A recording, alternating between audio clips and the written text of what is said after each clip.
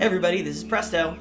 CorporalNosaj. And you are listening to episode 34 of the Nintendads podcast. And it's suiting because we have a whole Brady Bunch square going on here. We have some guests. This is the infamous Monster Hunter Rise, the long-awaited Monster Hunter Rise review episode. To my top square, we have Chamon, and to my right square, we have Sir Snorklebum. Thank you guys so much for being here. Thanks for having us. Of course, thanks for having me. Give us a little intro for the maybe one viewer who don't know who you guys are yet. Well, hello, I'm Sir Snorklebum. You can find me at fb.gg/Sir Snorklebum. I am a Bahamian living in Florida at the moment. Oh, okay. Welcome to the dark side. There's two of them. Yep. So I grew up in the Bahamas, came over here for college, and kind of just stayed, I guess. But I've been gaming pretty much my whole life. And yeah, I really enjoy. What kind of games do I enjoy? I enjoy Monster Hunter, of course. I heard but you I also enjoy like Monster Hunter. Yeah, a little bit. I dabble in it. It's sometimes I play it on stream. But I also like platformers and action adventure games, that kind of stuff. I do enjoy shooters. Really looking forward to the new Battlefield when that comes out. So yeah, that's about it. Cool. And I'm Chamon, aka Marcus, as my normal name. I'm from the Midwest. I've been streaming now for just under a year, and I also dabble with Monster Hunter as well. Kind of randomly. There's a monster behind you.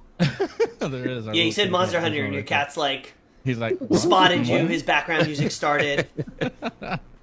And yeah, I kind of fell into Monster Hunter because I found out you could create cats in the game and that you hunted giant monsters. And I was like, this sounds like a great time. So I figured it out. I bought it and kind of got sucked in ever since. And Sir Snork actually kind of acts as a sort of Monster Hunter sensei to me. He to us all. He's also introduced all. me into other entries into the series as well, which is really, really rad and a ton of fun. There's enough times that somebody has jumped in the chat and like, Corporal, you're doing it wrong. Do it this way. And I'm like, I love you. Shout out to the Johns. So much. The many Johns in our chat. I feel like every time we get a really useful piece of information, there's like 3 or 4 Johns that are always in our chat that are like Jones, or Josh's, yeah, something like that. Just Jay, JoJo's. Although those guys spend way too much time at the computer. Humor. Yeah, and all those guys from the Philippines as well. Shout out to those guys. Oh my gosh, yes. Team Okra, Hero, Xkaze, Arvs, Marvs. Orvin, all of those guys. Mimi-chan. What I love about them is like anytime I'm like, man, I really need to build a set for this weapon. They go and throw something on there. Here, look at my build, and I'm like, okay, I'll just do that. That's how I got my light bowgun build. Screenshot. Yep. So before we jump into the Monster Hunter Rise review and all things, couple points of news that we want to just touch on because it's been a minute since we had an episode. Nintendo had an Indie Direct Mini. Does anybody care? There was one thing. There is one thing. Okay. Shredder's Revenge. Teenage Mutant Ninja Turtle. All right. Yep. If you're a fan of the original side-scrolling arcade game, the Teenage Mutant Ninja Turtles, this is for you. Yes. I have actually seen, I think, some gameplay of that. And I'm like, yes. It looks good. One of the developers or somebody involved in the project is the same team that did Streets of Rage 4, which instantly gets me all excited. As long as it does not have a Scott Pilgrim versus the World crash for multiplayer, because that was just horrible. Yeah. But I'm looking forward to it. Yeah, that looks really cool. And speaking of Streets of Rage 4, Streets of Rage 4 DLC is coming out, finally, and we've gotten to see the 2 new characters, the policewoman, Estelle, who I was always so salty that she wasn't a playable character in the first game, and Max Thunder, the wrestler, who has incredible looking moveset. Yeah, he's going to be playable in the DLC. That's legit. I haven't touched Streets of Rage 4 yet, but I love Streets of Rage 2 as a child. I know, Oh my I know. It's God. like Streets as of soon Rage 4 is so good because not only does it hit all the points of nostalgia with music and graphics, the combat is surprisingly deep and That's like awesome. pretty hard to master. That's My really biggest cool. gripe with Streets of Rage 4 in general is that I need to have 4-player multiplayer. Like, Online, it's only 2. In person, Yeah. you can get Really? 4 people, but online, it's only 2. yeah. Okay. And if you both don't have wired connections, it can get really dicey with 2 people too. It's not the cleanest implemented multiplayer, and the combat is so tight, you really do need it to be tight. Like a fraction of a second of lag, and you're like toast at the harder difficulties. That's kind of unfortunate. Yeah. But Yeah. it's still a stellar game. Yeah, I've heard. I mean, I've watched people play it. I just haven't touched it myself. Yeah. I want Also, to. in the news, Pokemon Snap is out, which Yes. I think, Snork, you were streaming that. So No? was Cham. Maybe. Oh, you Both of both us were. did. Yep. Yeah. Oh man. Yeah, you mentioned gonna have to, Presto. aren't we? You mentioned Snork was streaming it, and I was like, really? Because I'm watching. Oh, that's not Snork. That's Cham. Cham's streaming it. And I was like, So Yeah, I what was do you like, guys think of it so far? Dude, nostalgia?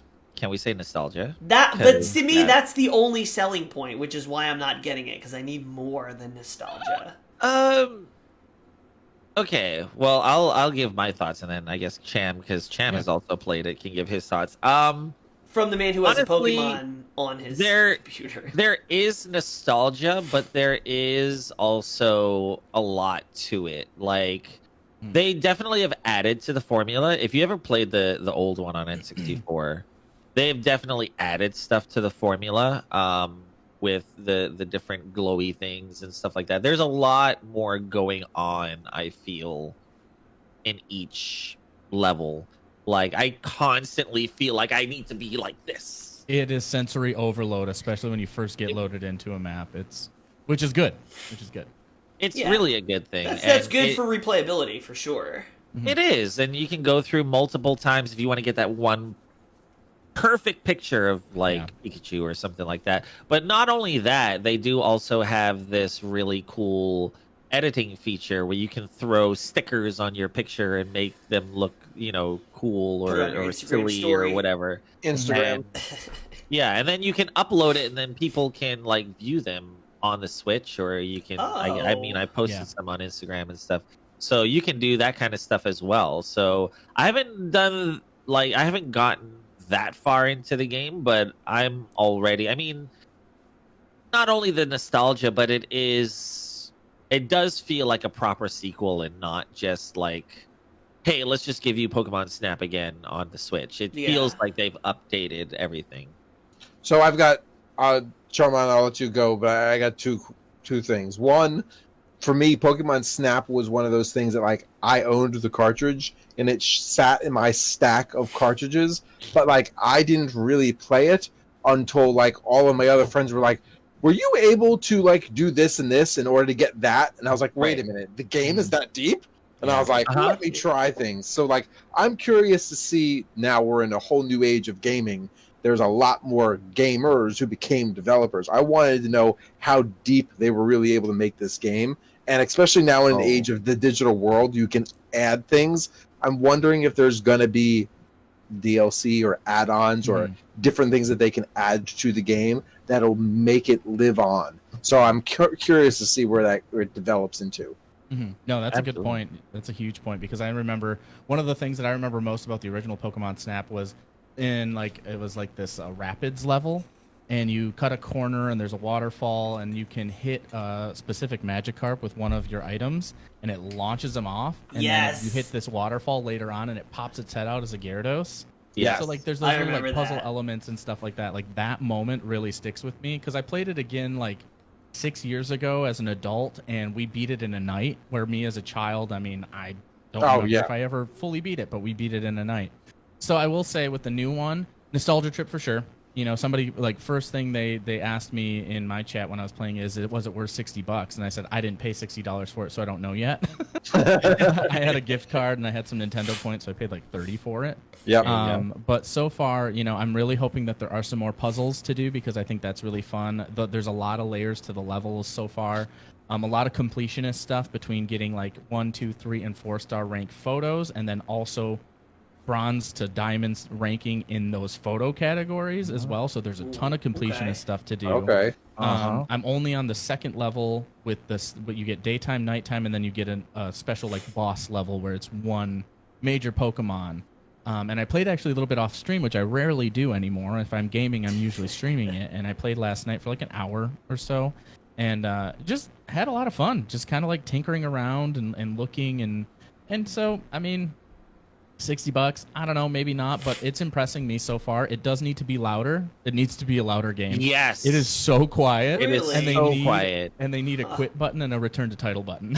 Yeah, those are my That two is very gripes. true. Those are my two That major is very gripes true. right now that I put in my notes for this. So when you say it needs to be louder, is there any ambient sound? Is that Yes. why it's not? Well, for streaming purposes, it was super quiet. It was yeah. very I had to quiet. crank it Oh, all dude, the way up. samesies, man. I had it cranked to freaking 11. Freaking Spinal Tap in that. And I video went game. into the audio settings to check to see if they had turned. Nope, everything's Nope. all cranked Yeah, up. I had to same. like on my Go XLR, I had that all the way, almost all the way up to the top. Mhm. It was ridiculous. That's so strange because I feel like all the Pokemon games like usually are spot on with like sound design and like attention. Not only that, but to they usually have some good music and everything else that kind of accompanies that. And Oh, that it usually sounds that's great. Yeah. Like, Okay. the Pokemon and the sounds themselves are great. It's just everything is so quiet. It's just you just need to. It's like Hitman 3. I don't know if you guys played Hitman 3, but I had Yes. the same problem on PC. I had to crank that well, at sound least that up kind really of high. because like you're an assassin, like shh, quiet. I know, but even Very like sneaky. even gunshots and loud explosions Mhm. and stuff, like none of that was loud. I had it cranked all the way up, and it still wasn't loud enough for Hitman 3. It was weird. Maybe Yeah, and it's with Pokemon- intentional. They're like you have to be quiet. You don't want to scare. You just like Right. Well, with Pokemon Snap too, there's not a ton of music from what I've gathered because you are looking for those ambient sounds and whatnot, and you can still tell. Like at some point, my ears got used to how quiet it was, but I could tell when something was flying above me or if something was creeping Right. below me. Mhm. But if they could kind of boost that up a couple more decibels just to give it some more wiggle room, because even at 10, I was just like Snork, had to crank that. But all in all, I'm gonna stream it for a little while. I'm gonna probably play it for a few weeks here and there. Okay. Just because I'm enjoying it personally, and it's a really good tempo for streaming, I think, because you're kind of Okay. at least like hyper engaged for that 5 minutes that you're on that course, and then you can have that time with chat, in between. Yeah. So like those Yeah. games are really good for that back and forth, I think. Right. And also just I think a lot of people that like Monster Hunter like Pokemon too. So I they're think very catch it's a great monsters, kill monsters. They're the same option. One thing. and the Same same. One you love. Well, and one you thing hate. about the audio too is definitely if you have a good set of headphones, especially if you're playing with headphones, the directional Yeah. stuff Yeah, is yeah. really good. So I can there's many times I'm hearing stuff over here and I'm like, oh, what's over here, or stuff like that. So that's definitely good. But there is like a lot of depth, as Cham said. So not only are you getting in the old Pokemon Snap, you got the best picture, and that was it. It was one picture, but they Yeah. have different ranks, and certain actions are higher rank than others. So if you get like a rare action, that might be a 4-star picture, or if you just have them standing there, that's a 1-star picture. But each of those, so you have 1 through 4 stars, and then each of those have their individual ranks from like bronze to diamond. So you have to get like diamond in each category, but you have to take a picture of each category. But not only that, you have each stage has day and night, and each day and night cycle has their own levels. So you have level 1 where Pokemon That's are true. just acting kind of like whatever, and then as I guess you went through and as you increase your points, then the Pokemon supposedly get more used to you. So now in level 2, they have different actions Yeah. and they do different things, or different Pokemon might pop out. Like, for instance, in the first stage in level 2, there's a Sylveon. I think it's a Sylveon that Yeah, just Sylveon. randomly shows up out of nowhere. That wasn't there at nighttime in the first time. So and I'm guessing, I don't know how many levels they have to each stage, but they give you more and more stuff. And I'm guessing some of these puzzles are like, they give you like specific like bounty shots to get too. So one of them is like you need to get a photo of Hoot Hoot with both feet. So you have to hit him with an apple so he like flies back, so you can see both of his feet and then snap a picture. And different things like that. So there's lots of little things like that to do. Speaking of games that we love and definitely don't hate, Monster Hunter Rise. Yeah. Yes. All right, Mario Kart and Pokemon aside, we're talking about Monster Hunter Rise here, which is a big deal for the Monster Hunter franchise. I think it's as big of a deal as World was. World being like a complete kind of new formula. Rise is another new formula, and definitely a departure from the normal, being a Switch exclusive, at least until next year when it comes out for PC. Not exactly true, though. Not No? exactly true. Because if you, and Gaijin Hunter actually has a good video on this, on like the history of Monster Hunter. Historically, until Monster Hunter Rise, Monster Hunter not only has been mostly on handhelds, but it has actually performed much better on handhelds until Monster Hunter World. Like Monster Hunter World, when it came to the West, just sold astronomically. Yeah. But before that, it was a much more niche market and much more like a lot of Japan and Asian players played it. But it suits very well to the mobile play style because it's like one of those things that, they take the train and they sit there and they do a hunt or two on the way to work or something like that. Definitely. It's been predominantly like the last couple of Monster Hunters that you look at, they have been on the 3DS or the PSP or the Vita or whatever. So it's really not weird that they're going back to mobile platforms at all. Yeah. Let's start with the mechanics. And the first big mechanic, and I think the biggest, most impactful change, and definitely the one that they've played up the most in the name Rise and in like all the media leading up to Rise, is the wire bugs. So we got mobility in the form of just like terrain traversal and what options you have to move where. Wirefall, meaning when you get hit by a monster, you don't have to just get like your face handed to you for 5 seconds while you're on the ground. You can actually sort of like tech in like a fighting game. You can tech and fly away. And then the Silkbind skills giving you 2 new attacks, which I've heard compared to Hunter arts in Generations Ultimate. Some of them are straight up copies of Hunter arts. Oh, really? I didn't know that. From GU, but we can get into that. Yeah, but overall, what do you guys think about wire bugs? When it comes to mechanics of wire bugs, I'll just straight out say when I played the demo, I did not even give it a time of day. I did not even try wire bugs. Like, yeah, I knew it was something that was there, but it was like convoluted in mystery, so I didn't even bother to try to figure out the button combinations. I kept my feet on the ground, and I didn't even bother with it. So, like, everybody was like, oh, wire bugs changed the game, and I'm like, I don't know what you're talking about. But as I got into World, I became more comfortable with the mechanics, and then I went back to Rise. Right. I was like, okay, there's got to be more depth to this. Let me try it out. I now like wire bugs. But like, when I first started off... Yes, exactly. But when I first started out, I was like, this is too much for me. I'm going to just keep my feet on the ground for a little bit. Honestly, when I first saw them like display it, when like some of the weapon showcases, sorry, before the game even released, I was kind of like, oh, this is a fun gimmick, I guess. Like, I can't imagine this being something that's truly integral to the gameplay. Well, I went back to World last week on a stream, and I cannot tell you how many times I tried to do that recovery tech over and over and over again, and I was like, wow, I really miss these stupid bugs. Yep. I really miss these stupid bugs. Yep. They are the foundation that this game is built on. I mean, even the way that some of the monsters operate now, the mobility of the monsters is been retweaked to compensate for how much insane mobility you now have as any of the hunters, which is like, it's wonderful for every hunter unless you're an insect glaive main.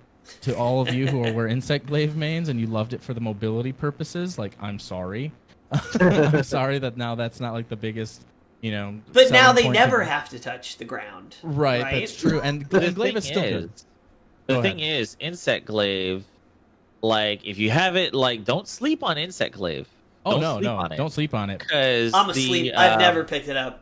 wyvern dive Is hits insane. so hard. It's so Like hard. if you do it after your full Three, aerial yeah. combo, it hits like upwards of 800 damage, 900 damage on the monster's What? head. It is It's insane wild. for a one wire bug move. It is insane. Yeah, Go it's back no- and rewatch so- the footage to everybody at home. Presto and my face just like jaw dropped. Yeah, so it acts almost like the bow now, where the bow has 3 levels of charge, and when you do these jump attacks, it stacks a charge for each one, and then on your 4th jump, if you do that plunging attack, it's charged to like level 3 and just does insane amount of damage. So no, I'm not trying to say sleep on insect glaive. I just know my buddy Liam, who's also a streamer, he got a copy of Rise, kind of blazed through it, and he's like, well, I bought World now, and he went to find, and he was doing dual blades. And he was like, I had to go glaive because the mobility that I'm used to from Rise, I need I to don't be in have the that air. in World. Yeah, he's like, Yeah. I needed it in World now that I'm transitioning from one back to the other.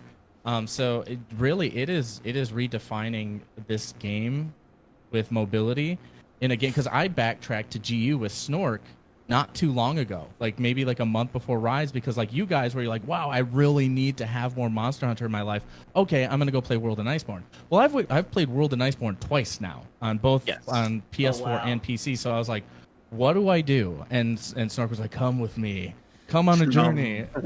Back Join in us. time. And I was like, I can be a cat. Perfect. I will do that. So I was like, I was the palico instead of a hunter. The most of my time with that, but I'm glad I went back because it really gave me an appreciation for what Rise is now, which Rise is basically GU with mobility and quality of life stuff from World. Right. So I have a lot more appreciation for it, and yeah, it's a really cool concept. I kind of scoffed at it in the beginning, even in the demo. I was like, this is hard. I don't get how it's working. It felt awkward. It felt like trying to Yeah. trying to swing a bat with my left hand instead of my right. Yep. Felt really strange. But then when the Magnum Malo 2.0 demo released, I think I was even midstream with Snork being like, dude, I am loving wire bugs now, and I'm loving how they operate, and I'm glad that they're not shooting behind, like where you're facing, you're going, and it's just great tech to Yeah. relocate and to reposition, and it just gives a lot of speed to the game. I talked think. about- Because Oh, go We ahead. talked about in Pokemon Snap about how gameplay and the longevity of a game.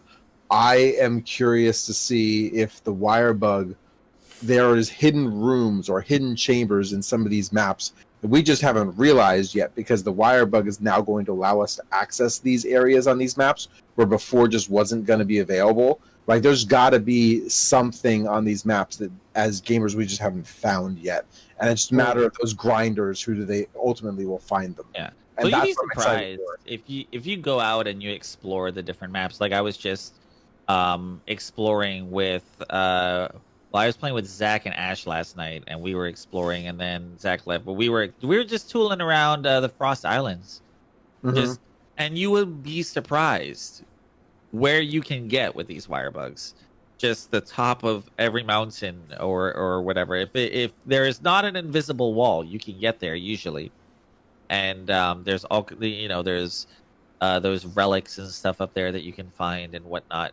But I think where it hit for me, because when I saw the wire bugs, I like in the weapon showcases, I think what sold the wire bug for me was there was this move where it was a great sword, and I don't even play great sword. Like I don't really like great sword, right?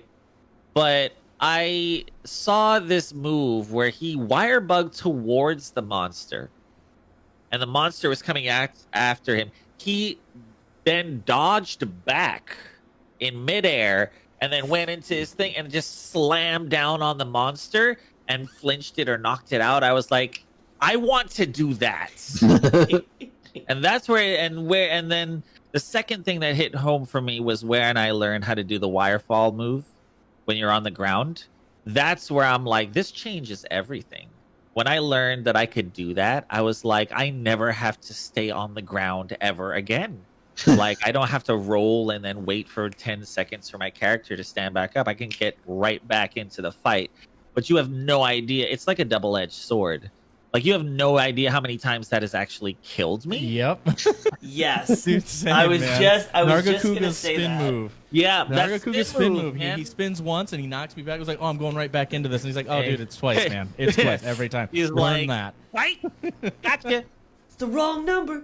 Yeah, I think I love the mobility. I love all that, but I come from a fighting game background. Like I played Smash Bros. Melee like semi-competitively for a while. So I Nice. always tend to like equate things to that. And to me, the wire bug in Rise is like the wave dash in Melee, where the more movement options and the more control and the more creative freedom I have with movement, like in any game, like one of my favorite shooters is Splatoon because it's primarily based on movement versus like pinpoint Right. accuracy. So when I really started using the wire bugs and really like getting, comfortable with them, I liked that fluidity, and I also liked coming from World how they did design the monsters to keep up. Because if you fought World monsters with wire bugs, you would just be like going in circles. Yeah. And to your point with like you have to know when to use it, when not to use it. Just because you can Right. doesn't mean you should. So Right. it's like you have the footsies, you have the reads, you have the hard punishes with, dash back and then slam. Like the correlation to fighting games with movements and reads is like, I love it. I love it. And the wire bugs just make it so much more fluid and fast. There is one exception, though. One exception. One monster that is the exception to that rule, and Cham knows which one it is because I think we talked about it. Rajang. Yep, 100%. They need to flip flop those boys. They do. They need to take Rise Rajang and put him in World, and then take World Rajang and put him in Rise. Because if you fought Rajang in World, he is does not non-stop. stop moving. Just pummeling you Just constantly. he finishes this move, he's right into another one. Just boom, boom, boom, boom, boom. But in Mhm. Rise, he's much more like he was in GU, where he has a pronounced. Now, maybe this is just because he's high rank. This is high rank Rajang. Now, maybe when we get to master rank, because in master rank, in World, he was master rank. So Yeah, I never got to him. I never even saw him in World. I don't even know who We're already- Rajang is, so I had to Google him. Super Goku. Saiyan, It's Super Saiyan, yeah. It's Super Yeah. Saiyan. And we're Yep. already starting to even see that, though. Even with the Hunter rank breaking on 2.0 for Rise, we're seeing new movesets coming out, Yeah, seeing for sure. new interactions. We're seeing monsters even begin to act differently and have different combinations. So we're seeing a lot of that, and that may happen if we get to like a G rank or a Master rank Right. eventually, and they do bring out Furious Rajang or something, and he's more on par with World's Rajang, stuff like that. The fact that you just said anything with the word furious, like monster just becomes furious. Like Yep. monster, hard monster, furious Furious monster. monster. Furious George, Let me- man. Yeah, Furious George. yeah, oh my god. Let me ask you two a question. Have you guys fought Rajang in Rise yet? Negative. Yes. Okay, so imagine, President, imagine Rajang, but he's always enraged. And always Like, he moving. starts enraged I don't like and is it. always No, like thank that. you. Mhm. And then gets even like his normal pissed off state is his normal state, and then you go from there into, because he has two enrages already, Rajang. Yeah, mad and then Super Saiyan. And then Super Super Saiyan Saiyan with it, one's where Super he Saiyan like blue. hardens his arms and he can hit you. Yeah. So like Furious Rajang starts off already pissed off, and then he goes 2 levels above that. Mhm. I'm He's feeling Super Saiyan 3. I'm feeling a lot better in picking up light bowgun, where I can just stay be like FedExing him damage. Be like, Yeah. here you go. Here you go, man. buddy. And then From in a World safe they distance. Aim had, extender, aim extender.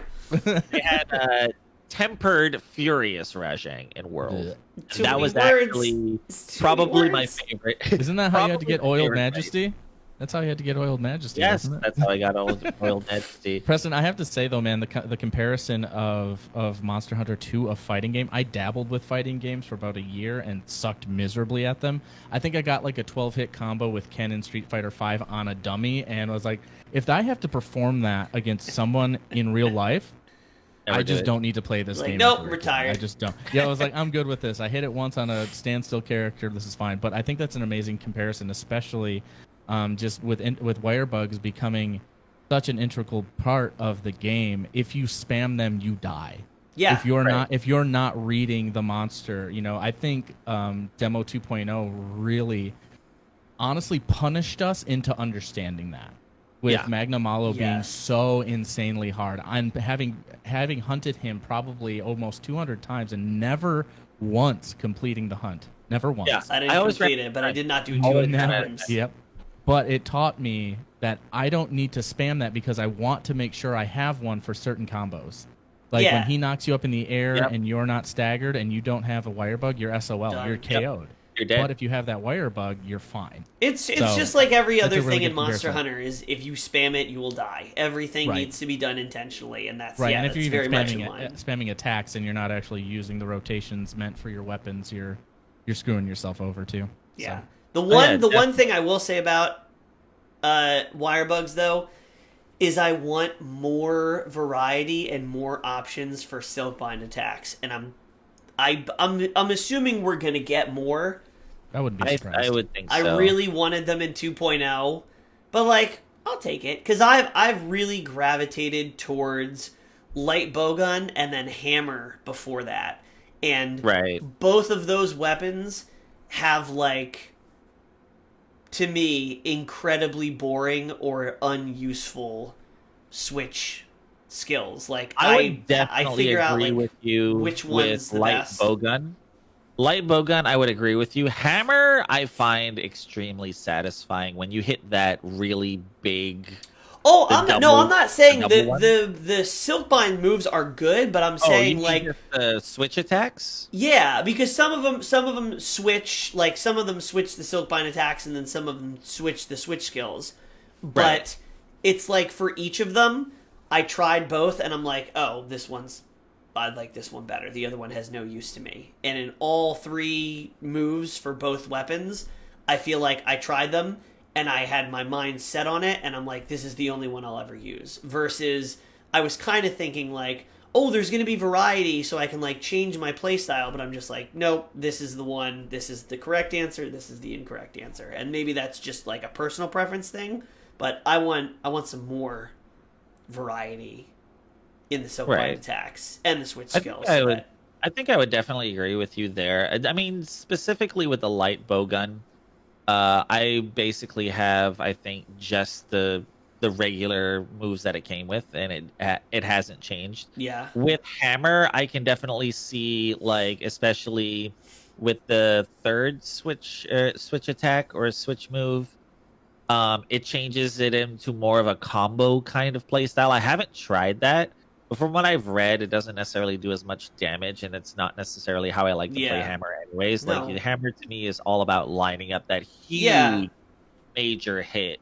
Give bonk, receive large number. That's Yes, exactly. that's what I want. That is hammer. Just bonk everything. But it really depends on the weapon. I think certain weapons definitely fared better than others, and I feel like some of the lesser mobility weapons definitely got some of the more interesting ones. Just because, like, I mean, you look at Lance. Lance is super mobile. Now. I need to branch out. Like, I pick what I like and this only play little that. thing where you're just zipping along the floor like this, and it's crazy. And Let you're me hitting ask you then. for like 100, 200 damage every time. I'm like, this is Lance? What? Let me ask you that. What is your favorite weapon? Because it sounds like you guys have tried a variety of things, where I've only tried like 3. I will let Cham go first on that one. I haven't dabbled as much as Snork, I believe, but I do have 3 that I love. First off is Switch Axe. I do love Switch Axe. That was my main in World. I think they did a lot of really cool things with it in Rise, things that I didn't even know about until I saw some of the newer Switch skills, which Snork actually showed me. Some different discharges, and then also some different like mobility and swing attacks, which is pretty rad. But I really fell in love with Longsword. I decided to kind of branch out because having almost 900 hours in one weapon and being afraid to switch out to anything else kind of got to me, and I was like, this is a good time to do it. So Longsword's been a ton of fun. I think the flow of that weapon, once you can get it down, is really, really enjoyable. When it comes to Silkbind moves, there's the Sakura Slash one, which is really cool. I don't use it all that often because I would rather have the Divine Helm Splitter. Either it's called Home Breaker or whatever. I'd rather have that because that's where a lot of the DPS is at. But it's really cool if you wanted to use that, especially like getting to learn like a new monster skill set. I think that really helped me with having that equipped for like Tetranodon. The first few times that I fought him, it gave me some really good iframes to use against him and learn his moves and learn his tells. And then also I thought it was really good for proccing status, where the other one's big damage. This one you could kind of use almost at whim. It was only one charge and really effective for a bunch of slashes. So that's how I used that one. And then this past week I got into bow, just standard bow. And I saw that on your stream. I mean, in the hands of a novice, this thing is putting out stupid numbers. And now that I've looked at some builds and other things and kind of learning what works best for it, what seems to work best switch skills on paper, and then what actually works best in the end.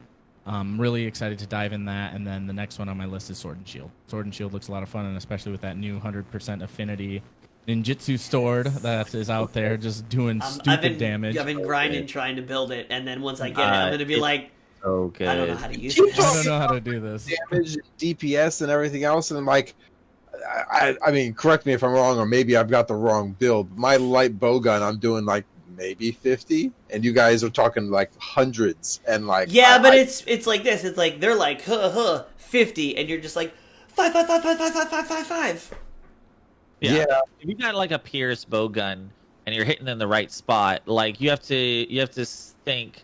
You fire 3 bullets with the Nargacuga Pierce 2. It fires 3 bullets, and each of those are hitting like 5 times, and it's doing like 10 damage every time. That stacks up really quickly, and you can just go light bowgun go. Brr. Yeah, it really does. It's insane. Take your light bowgun and take it into a rampage, and then once the counter signal goes up, go ham. You will clear monsters out in like 2 bursts. It's just insanity. It's ridiculous how good that is in rampages. I need to do better at my build then. I need to get a better build.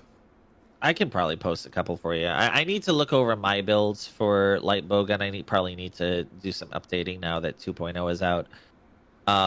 But as far as my favorite weapons, oh man, what have I built? I've built a couple of dual blade sets, a couple of sword and shield sets. I built a couple of long swords, light bowgun, hammer, lance, gun lance, switch axe, insect glaive. Them all. Maybe which ones haven't? Don't you have a complete build for? I don't have a bow build. I don't have a great sword build. Great sword's tough. It is. Ugh. It's not my favorite weapon. I tried it for a week, and I know a lot of people use it. It's like the main weapon they show off for monster hunters because big sword equals big numbers. Because it looks cool, but you're a tree. Don't get me wrong, you just plant and you root yourself, and you have to wait 5 years for you to grow into a full tree, and then you can do damage. And I just no. And nothing against great sword mains. You guys are amazing. No. The ones that can get shout out to your patience. No, I need bowgun. I need to attack 3 times before. This is a microwave society, sir. I want instant gratification. That's kind of where I'm getting to. Is I think dual blades will always be my favorite weapon, even though I haven't been playing them as much recently because I played them so much in Worlds. But dual blades is one of those weapons that I don't know. I can just pick up anytime, and I just get it. It like I remember the other day I was fighting Teostra with sword and shield or something like that, and he was knocking me left and right all over the place, and I just got really pissed off, and I went and switched to dual blades. And once I switched to dual blades, it was just like like reuniting with an old friend or something, and then I would like that dance that me and Teostra used to do in World just came right back, and I was just dodging everything and going around, and I was like, oh yeah, dip in here. It's just something that I always get, and I'm definitely one of those types that like the really fast, agile weapons that kind of hit a lot, and you see all these numbers. They may not be big, but there's a lot of them. And I feel like that's even like extra in Rise because of how much mobility you have base. It's like light bowgun and especially dual blades probably the most. It's just like you're everywhere at once. They've basically given you aerial dual blades from GU where you can basically hit the monster and launch yourself up and then just hit all of these hit zones that you wouldn't necessarily be able to hit otherwise. Which I love. I love the aerials. I can't even Demon Flight. That's what the Switch. Yes, you do the attack on Titan, Levi. I love Demon Flight. Demon Flight. I don't even care if it's meta or not. That's what I use. I don't care. That's my favorite. That's what I'm using. Right. So, I mean, you mentioned something just a moment ago, and Presto, you and I have had this conversation on previous episodes, but it sounds like you were able to, you switched over the dual blades, and you dropped into what I like to call the gamer zen. We talked about this. Flow state. The avatar state. Well, we talked about this in our interview with Killer Queen Black, but like, you go hiking and you just get in that right mindset and you just like you get in this motion and you do it. But in gamers, like you got these situations or these weapons or these certain bosses, you just kind of get into a rhythm and it becomes second nature for you. Like those are the moments as a gamer that like I look out for. I will go back and replay a Halo Combat Evolve on Legendary with the pistol and the first like 2 levels just so I can like rehab that moment. Like that grind and that struggle, it's like pow. And I feel like when you get into that groove with Monster Hunter with your favorite weapon against a monster that you know, it's a complete like flow state. Yeah. But you have to like if you think about it, like we've all played a lot of Monster Hunter, you guys especially more than us, but it's like me trying to explain that to my friend and then him playing for the first time and him being like, yo, what are you talking about? Like, it takes a while to get to that point. It's not a very kind game to new people. You really have to want to play this game. Yeah. That's the one thing that I tell anybody that starts off. They're like, yo, dude, I've been watching you play World, and I wanted to start. What should I start with? Or I started and I hate it. And I'm like, just go hammer, hit big numbers. Like, it's mobile. Pick something, stick to it, kill things, learn it before you try and sample everything. Even and I hadn't gotten that zen moment in a long time in Monster Hunter because I stuck with Switch X for so long. But when I finally challenged myself to step out of my comfort zone, I've been doing it a lot more with Rise, which is I think that's the most fun part about Monster Hunter is the versatility through all the different weapons and stuff, and it turns into a different game with every single weapon. Yeah, relearning the weapon is like, I'm new at the game again. I'm getting clapped by Great Baggy. When I found out the actual rhythm to Longsword, I was like hooked. Like the instant I realized that I could go from my spirit slashes, and then you always like, oh, but he always sheaths it at the end, and that leaves me vulnerable for 3 seconds. But then I found out that I could go straight into my special sheath that could go right back into and I could just keep that flow going and just keep rolling with it and build up. And if you get into that moment where you're just dodging and you're hitting the things and you're taking shortcuts that you don't even know are there to get to your next level of charge, and you hit that, oh man, like it just becomes this like, you know, it's exhilarating. All right, we're gonna have to end the episode here. I need to go play some hunts with all this. Right, I gotta go do this. My hands like twitching. I'm like, I gotta hit something with a hammer. I was really gonna say that like Longsword, is one of those weapons that I've kind of always wanted to learn because Longsword, I think especially, is one of those weapons that's really kind of easy to pick up, but to play it quote unquote properly and play it well is really difficult. And sometimes you get those, you know, gamer zen moments where you just go like from counter to counter and you're just doing it. And then sometimes you get those fights where you can't counter anything, and I can't, like, it's 4, 5, 6 minutes into the fight and I still haven't gotten to level 3 yet. And it's just like, but when you get those really cool moments where you counter this and then like you counter into another counter and then into a helm splitter. You're just like, oh my god, that's so cool. We It's posted a definitely video one of last those week weapons. from World where it's somebody with a hammer and they're doing the spin,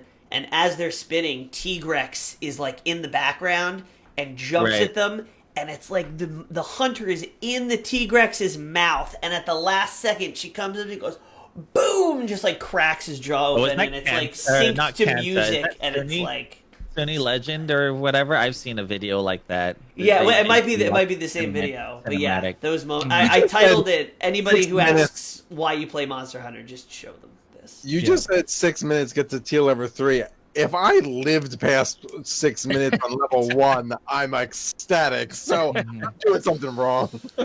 Corporal, what's your weapon of choice? I started the demo with light bowgun, Right. left Easy. the demo, went to World and did dual blades. Enjoyed dual blades, dabbled in a couple other things, ended up staying with sword and shield. Went back to Rise with sword and shield, ended up doing dual blades, and then like I was okay, but like I needed to go back to light bowgun. No I went flow back to light state. bowgun. Yeah, and I'm much happier at light bowgun. I'm usually either playing a tank or I'm playing support. And I loved and I'm gonna butcher this for life. I can never remember what's the Hunting guitar. horn. The hunting horn. Hunting horn, yeah. I loved the hunting horn in demo, but Well, clearly so the did hunting horn- everybody. Yeah, exactly. Oh, I do have a hunting horn set. I missed that one out. Okay. So that's something that like if I could get good at hunting horn and I can play that support role, I probably would be a happier gamer. But I just haven't been able to learn hunting horn enough to really be worth at it. So right now I'm sticking with light bowgun because that's what I know and that's what I'm really. I have a really good hunting horn build for you. If you want to be support and you want to like heal everybody and not let them die like ever, I have a really good build for you. I already know what it is. It's the Yeah. rampage. It's It's the the rampage rampage. horn. And I Oh thank yeah. you, and I thank you in advance for future hunts.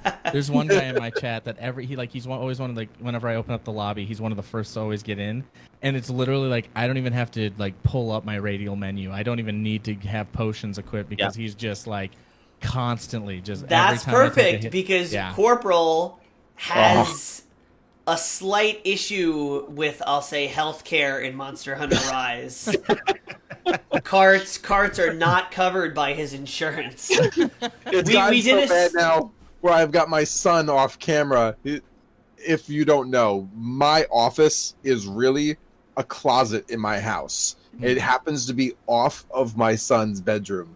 He's not here all week long because of our childcare schedule, but when he is here, happens to be some of the days that I do my stream. So he'll sit outside in his room with his Nerf gun, just waiting for me to cart. Boom! And as soon as he carts, I yell, I go, Little Red, load up! Your daddy's dead! Shoot him!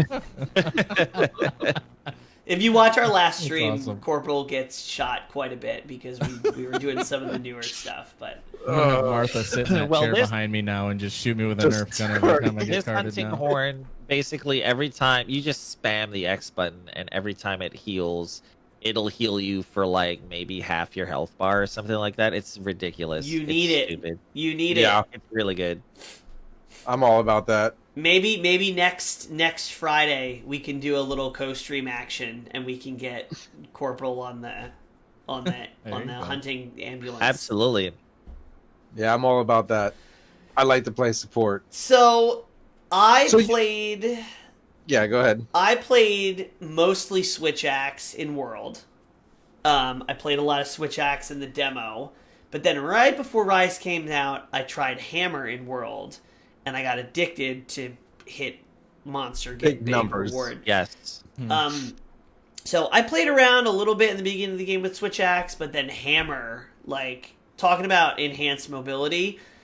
Once I figured out that you could do the jumping spin The on flippity-dip-dip? command, Yep. yes, the flippity dippity, oh yeah, I was like, nope, I'm a Hammer main now, and I played Hammer like pretty much through the entire like story of the game. And then I remember in the demo for Rise, playing light bowgun And that was like the first time where I didn't feel like I was dying constantly, because I was like, oh, I can sit back a little more, I'm a little safer, I can kind of see what's going on. And I'm like, and when I got the game, I was like, I don't want to be bothered with ammo and stuff. And then I was like, okay, I've cleared the game with hammer, like, I'm going to start branching out. I'm going to try a light bowgun again, it looks kind of fun. And I started playing it, and I really liked it. And then I realized that you could jump and shoot, and jump and plant the bombs, and then jump and like and do 2 quick shots, and then I was like, oh, wait a second. And then I got fully, and then I've pretty much only played light bowgun, grinded out the Nargacuga gun, got my Pierce build going, still working on it, but it's respectable.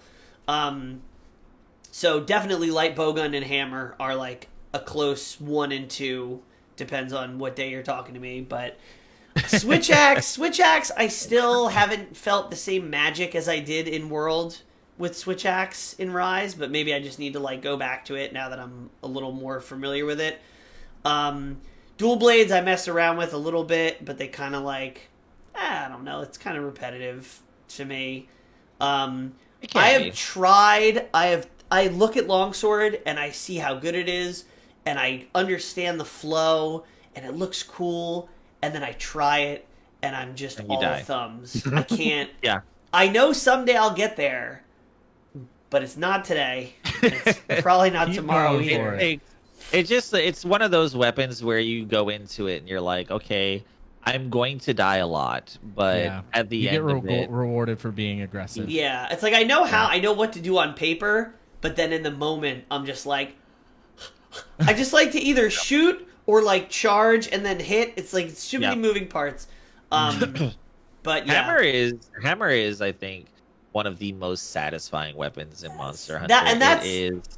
That's where I draw my like what I want to play, is because I get a lot of satisfaction from hammer, and I get a lot of satisfaction from light bowgun, because I shoot and I'm just like, I hit the jackpot. Look at all these numbers. They're all small, but there's a million of them. That's where I get discouraged. I see all these small numbers, and I'm like, he just did 300. What am I doing wrong? Well, see, where I get discouraged is where I see a bunch of numbers and they're not orange. That's where I get discouraged. I'm like, they're all white. Where's the orange spot for me to hit? Get go to the Nargacuga. Nargacuga light bowgun. It's got 40% affinity on the base. But Nargacuga, like, have you fought even with a light bowgun? Have you fought a Nargacuga with a light bowgun? There's like one spot on its tail that you have to hit, and it's almost impossible to like hit it reliably. So I'm just not getting orange numbers on Nargacuga. I don't care. I'm just shooting. I haven't fought Nargacuga. Yeah, I haven't fought him again since I turned him into a gun. Why would I ever fight him again? He's mean. Oh, you have to fight, because the meta used to be it was Nargacuga weapons until 2.0. Everybody was using Nargacuga weapons because they were so good. It's like one of those things where if you don't know what weapon to go with, just build the Nargacuga version. I'm gonna have to go back to him because I need the medulla to do the new 100% affinity so many of them. Sword and shield, and that's probably going to be the next weapon that I learn just for that. It's weapon. So good. It's cool. It's so fun. I want to be that sword and shield is so good. I mean, it's not really a sword and shield. It's just a sword. And sword and fist. Sword. Yeah, you're like punching the monster. Sword and slap bracelet. Yeah. Okay. So there's two more sections to this section. Two flash quiz here. Palico or Palamute? Which one do you bring on hunts? Without going into too much detail, lately Palico, mainly because Palamutes just always wake up monsters that I put to sleep, and it is infuriating. Absolutely infuriating. And honestly, with the wire bugs and the camp locations, traversal's easy enough unless you're just trying to get spear birds. So lately I've been running Palico. I do not want to play another game without Palamutes. They're just too good for running around. But like here in multiplayer I definitely use Palamute. because getting around is easier, and you can do like the whole jump on dog to sharpen strat, which is definitely a strat and is very nice. Yeah. But just getting around with it is just so much easier. Like you can keep up definitely with the wire bugs. It's just more work, I guess. But I just and I'm more of a dog person anyways than a cat person, so I just love the dogs. But if you're doing solo, I would suggest maybe bringing one of each, because the palicos do have a lot of useful skills, not only healing but like different kinds of traps and stuff like that. And they gather stuff for you as well, so you get extra materials, which is always useful. So definitely solo. If you're doing solo, I would definitely suggest bringing like a palico with you if you can. But I hope moving forward they keep the palamutes. I really want them to keep them. Yeah, I think they were a great addition. I want them to give palico. That's one thing that I don't like about palamutes. I don't think that their attacks or their moves or their abilities rather are very interesting at all. I think they're all kind of they're just, sort of one-dimensional. Yeah. They're a glorified go-kart to get you Yeah. from point A to point B. I almost Basically. renamed my pallet mute Uber. Yeah. That's That's kinda, basically, I mean, That's they do damage, but the thing is, pet damage in this game is so horrible that like they basically just serve the purpose to be there as a kind of a distraction. But status weapons on your pets are really good, so definitely. And this is why with Cham goes to sleep, but I've been going with paralysis, because you can't like wake up a paralyzed monster. Right. So I prefer paralysis just because I always hunt with people and they never stop attacking. So it's just easier for me. Corporal, what do you rock on your hunts? I've said this a couple times on stream and off in our little private chat, but like I run Doggo. Me and D-Pad have a very close relationship. That's my Doggo's name, D-Pad. But I really want to get the dual cat set up where he's throwing traps and throwing bombs. Like I've seen a couple guys who do that, and they are just rocking it. Like I know in multiplayer, which is what I mostly do, I'm only going to get one of them. But like, man, when you got the two of them running, like I love the mobility. I personally walking there is kind of slow, and the wire bugs don't refresh fast enough to make up the speed. I don't feel, but I think I want to learn more about how to use the cats versus the dog. But I love my dog's mobility, so like I just haven't done anything. You'll do one hunt without D-pad, and you'll be like, I missed my dog. By the way, I run Joy-Con. Just putting that out there. I run dual palicos, and I ain't never going back. I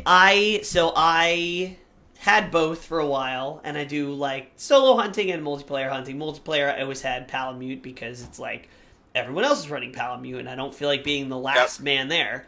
Right. And if I cart, then it's like, oh god, please don't kill him before I get back. God, yeah. But then I started looking more into like the hiring process of for palicos and the different roles. And I have a support palico, like the trap kind of palico, and then a bombardier. And the first hunt, I went on both of them, especially playing light bowgun.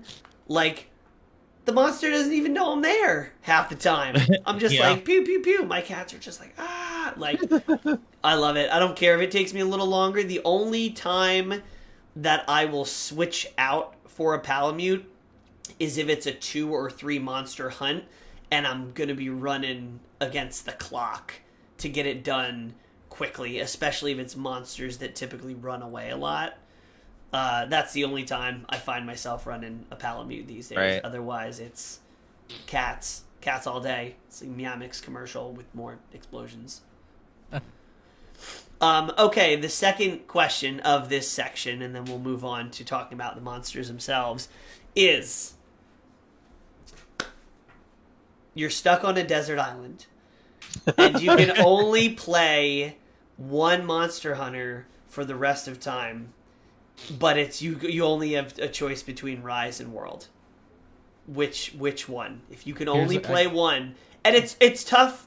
Disclaimer: it's tough to know what the end game, which we'll talk about that too, of Rise is going to look like.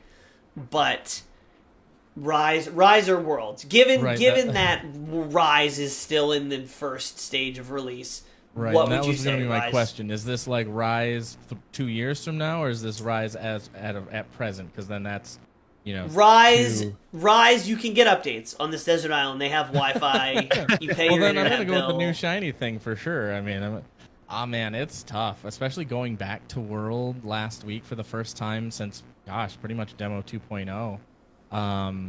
I really love Rise. Like, World will always like hold a place in my heart because it was my first experience with it, and it was a complete surprise. I bought this game on a whim because I could create a cat, and I couldn't have a cat yet in my apartment that I was living in, and legitimately, and I wanted a cat named Hot Tub, and then I had a cat named Hot Tub afterwards for a little while. It was great. That's awesome. This man loves his feline. Yeah, He does.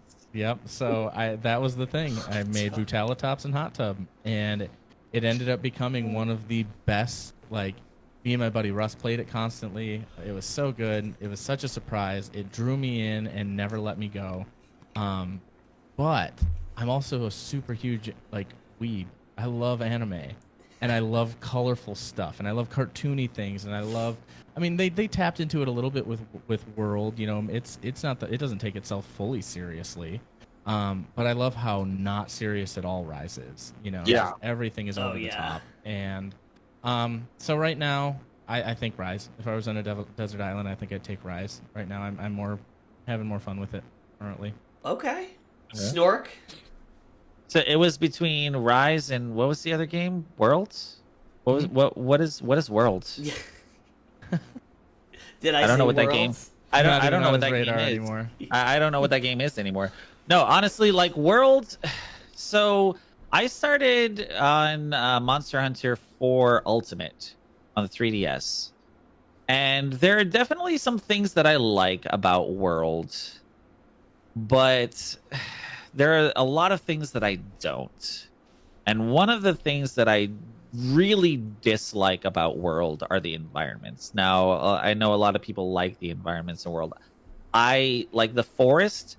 I think in World is one of the worst environments that they've ever made. Like, the place is like a maze. It really, and I understand, like, that's kind of cool, and how it kind of folds in on itself and stuff like that is really cool. But what happens is half the time you're getting attacked by smaller monsters, so your friggin' scout flies disappear, and now the monster is like, you're where the monster is on the map, but he's a level above you or below you, and you're like, how the hell do I get there? I don't know. Like, you have to kind of run around and get through all. It's so convoluted and stupid. This is why I like the environments in Rise, where it's kind of just you and the monster, nice flat open area where you can fight in and just have at each other, and you don't have to worry about, when it runs off, you don't have to worry about following it up into the trees to God knows where.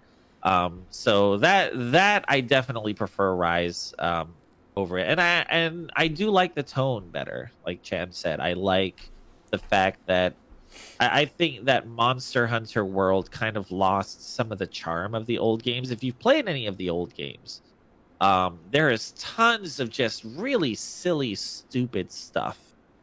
Like in GU, there is a fight against the Basarios that is literally like this big. He is like the size of a cat, or maybe a little bit bigger. He is super tiny, and it is so cool. Like, it's an event quest in GU.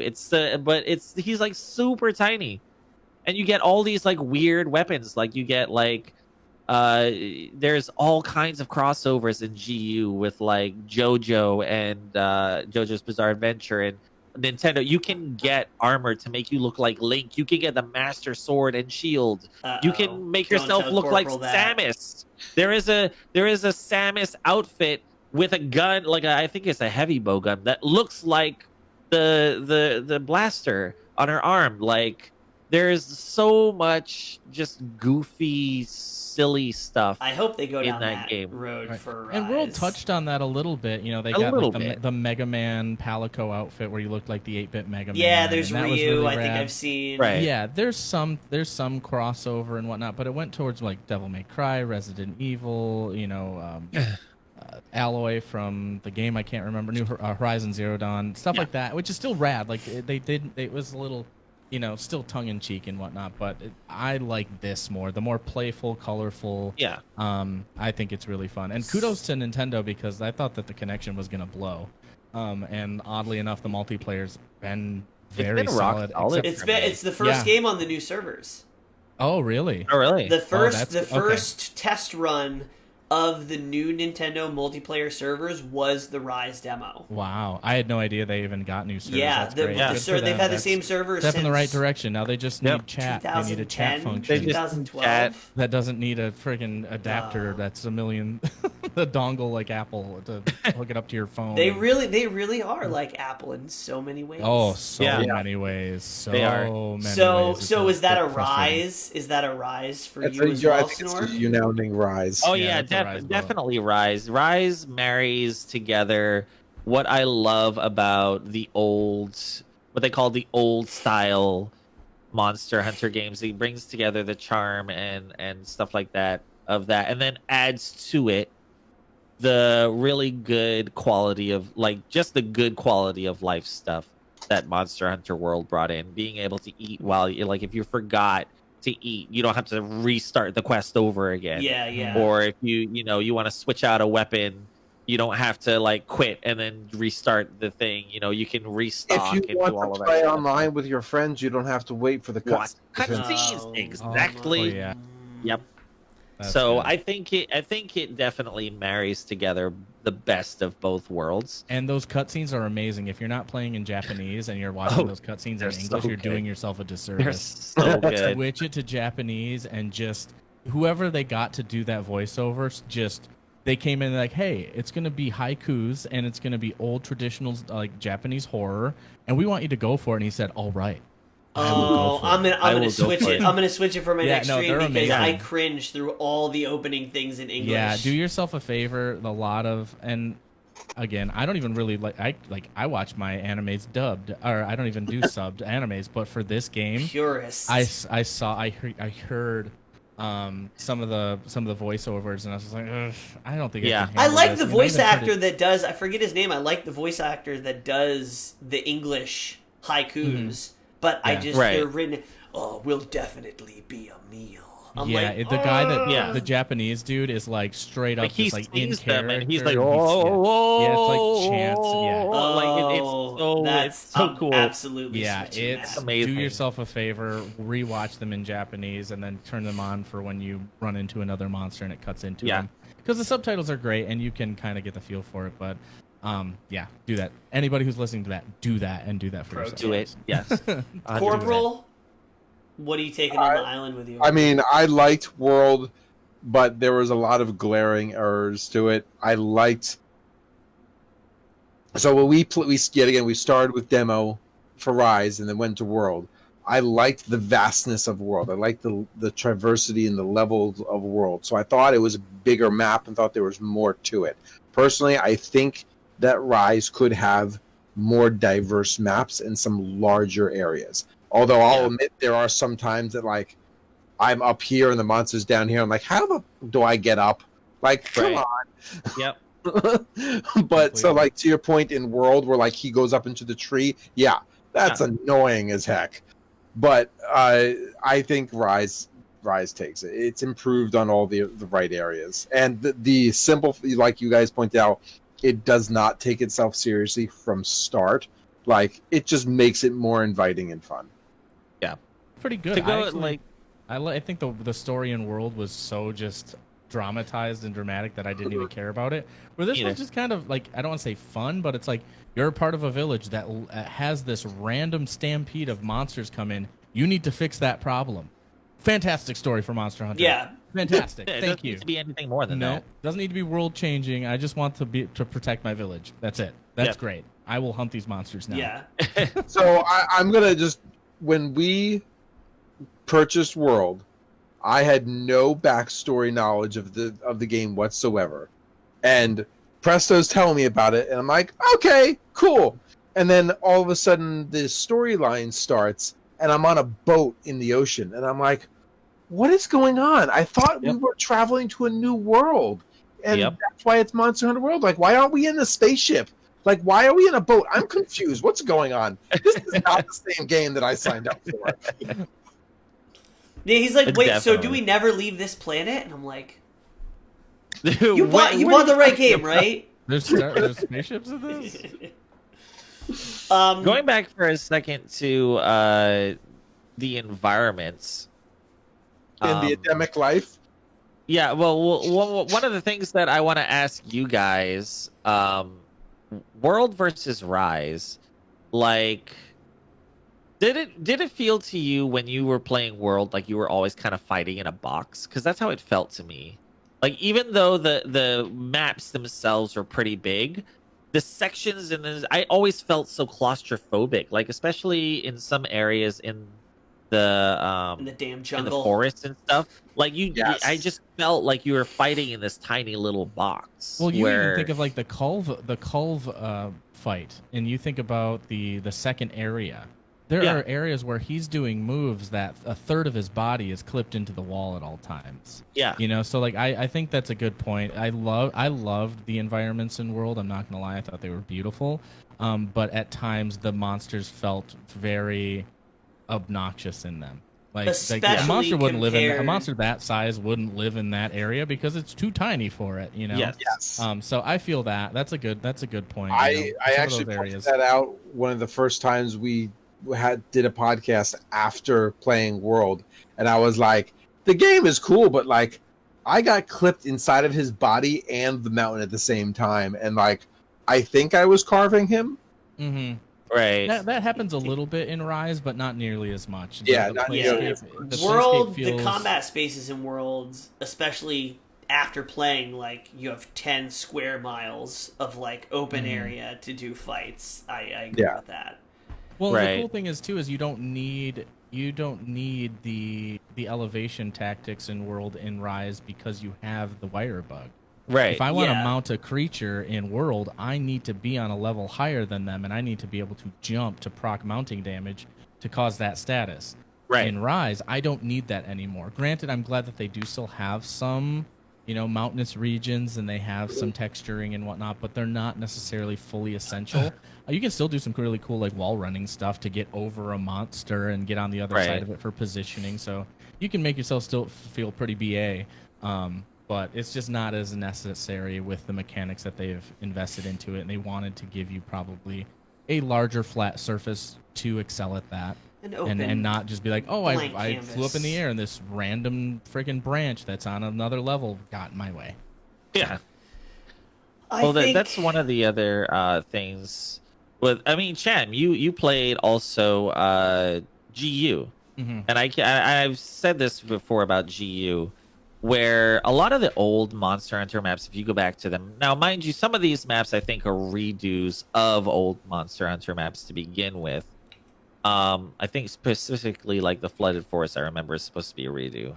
But one thing I liked about the GU maps and like the older maps is I felt like you were actually set in the world somewhere. Like you were actually going somewhere rather than going to, this is just a big glorified arena, which is how I kind of felt in World. Because you can't really see, the reason I brought up the box is you can't really see outside the map. Which is kind of a weird thing to say, but when, like, there's a couple of maps in in GU where you go out and you just see, like, you can't get there, but there's just this plane that just stretches off into the horizon. And you can just tell that there's world beyond where you are, and you can see it in the map, and it just makes the map, to me, that just much more beautiful in its design, that you kind of just feel like you're set into the world.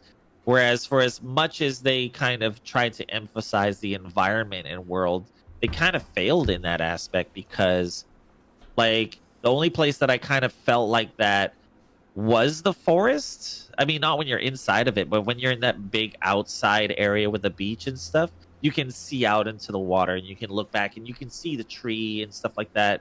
But like, I mean, some other places like Coral Highlands or the Elder's Recess, you don't get that at all. I don't feel like you don't get that sense that the map extends beyond the borders kind of deal. I agree with that. I think the world, the maps in world, I appreciated the scale more in that everything was bigger. The cliffs they felt bigger, and I don't know if this is actually true or if it's just effect of not being able to shoot up your grappling hook wherever you want. But like, you stand at the base of a tree in world and it's just huge and everything feels bigger, which kind of adds to that feeling of like, I'm just like a little guy with like a toothpick about to go fight this giant dragon. And I think that feeling carries over to like how I feel. So the question is like, would I be, if I was on an island, would I do World or Rise? And as of right now, I'm not 100% sure. I'm definitely leaning more towards Rise, because I've put like triple the amount of time into Rise than I did into World. Right. But I feel like, going off of that sentiment with the map, I feel like they're two very different experiences, which is surprising considering how similar they are. But World is heavier to me. It feels heavier. It feels like, and I'm not just because there's less mobility, but it feels like it's got a heavier story. It's, you're not in these wide open spaces hunting down something. You're in a forest, like about to fight for survival against something that takes up 3/4 of the space of a room. And although from a gameplay standpoint that can be annoying, it makes you feel small. It makes you feel a little bit more in danger, and that I think that carries through to gameplay too. When you get knocked down in World, you're like scared shitless. In Rise, it's kind of like, oh, I'm knocked down, but I can get up, or right. And it's just, I was more afraid. There was more tension to me fighting monsters in World than there ever was in Rise. And I'm not sure if that necessarily even is indicative of difficulty. I just think the monster and the tone and just the overall vibe of World is more intimidating. Yeah, it is. Rise. Yep. More intimidating. And I really like that, though. I really like feeling like I'm going to get, like, gobbled up. And I think that was, intentionally done to make it more popular in the West. Yeah. They wanted it to be a challenging game. You think of what's done really well here, the Dark Souls games, the difficult melee combat games. Yeah.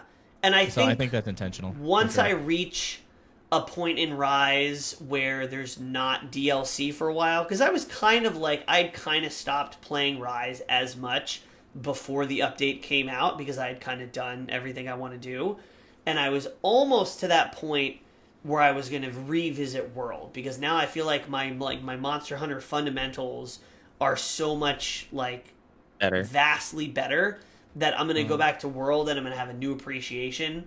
And when all said and done, when Rise has been done to death and is a complete product, and I finally go back to World and I play through World and Iceborne, I'm really not sure which one I'm going to end up liking better.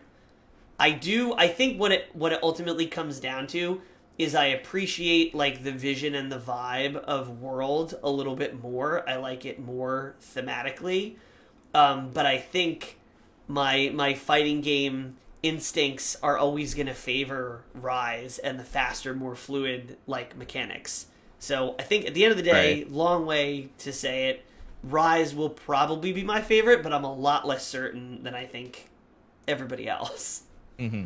Yeah, I'm curious what a Rise mechanic technicality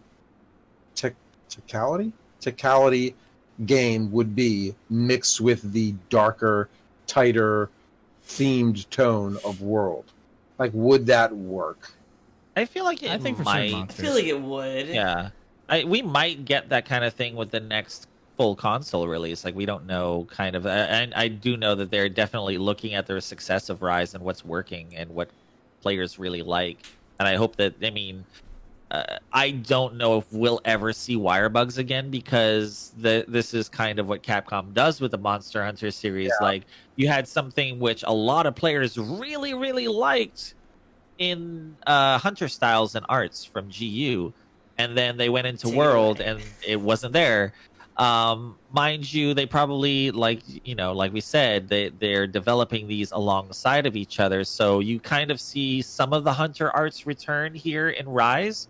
So I'm wondering what kind of thing we're gonna see come back in the next iteration of Monster Hunter, and what the next like gimmick will be, and what I do know, like, I could not have predicted wire bugs, so I have no idea what they're gonna do. I would Right. love to whatsoever. see like an Iceborne type, like paid, like almost full game expansion of Rise Oh, we'll see Oh, it's gonna that. it's gonna happen. that That's gonna be integrates mastering. that integrates a darker tone from World, and the DLC is the new monster comes along and it destroys the village, and half the characters are dead. And now you are in an unfamiliar No. land, and the entire Not the world is Dango. flipped upside Not down. Yomogi. Not Online Yomogi. cat, You can't- Yomogi has to live. online cat is gone. I don't write the script. I don't write the script. But I mean, as far as that goes, that's generally how they do it. Is Mhm. they will release a bunch of DLC and stuff for the base game, and then they will release the next rank, G rank or master rank, whatever they call it, is going to be another release, I'm here. and they're for going to it. have even more stuff for it. Or they'll have like a re-release with both sections. That's kind of that's where you get the ultimate from. So you have like Monster Hunter 4, and then you have Monster Hunter 4 Ultimate, which adds the G rank to it. I guess the I'm mastering. gonna skip around here because the conversation has kind of naturally gone in this direction.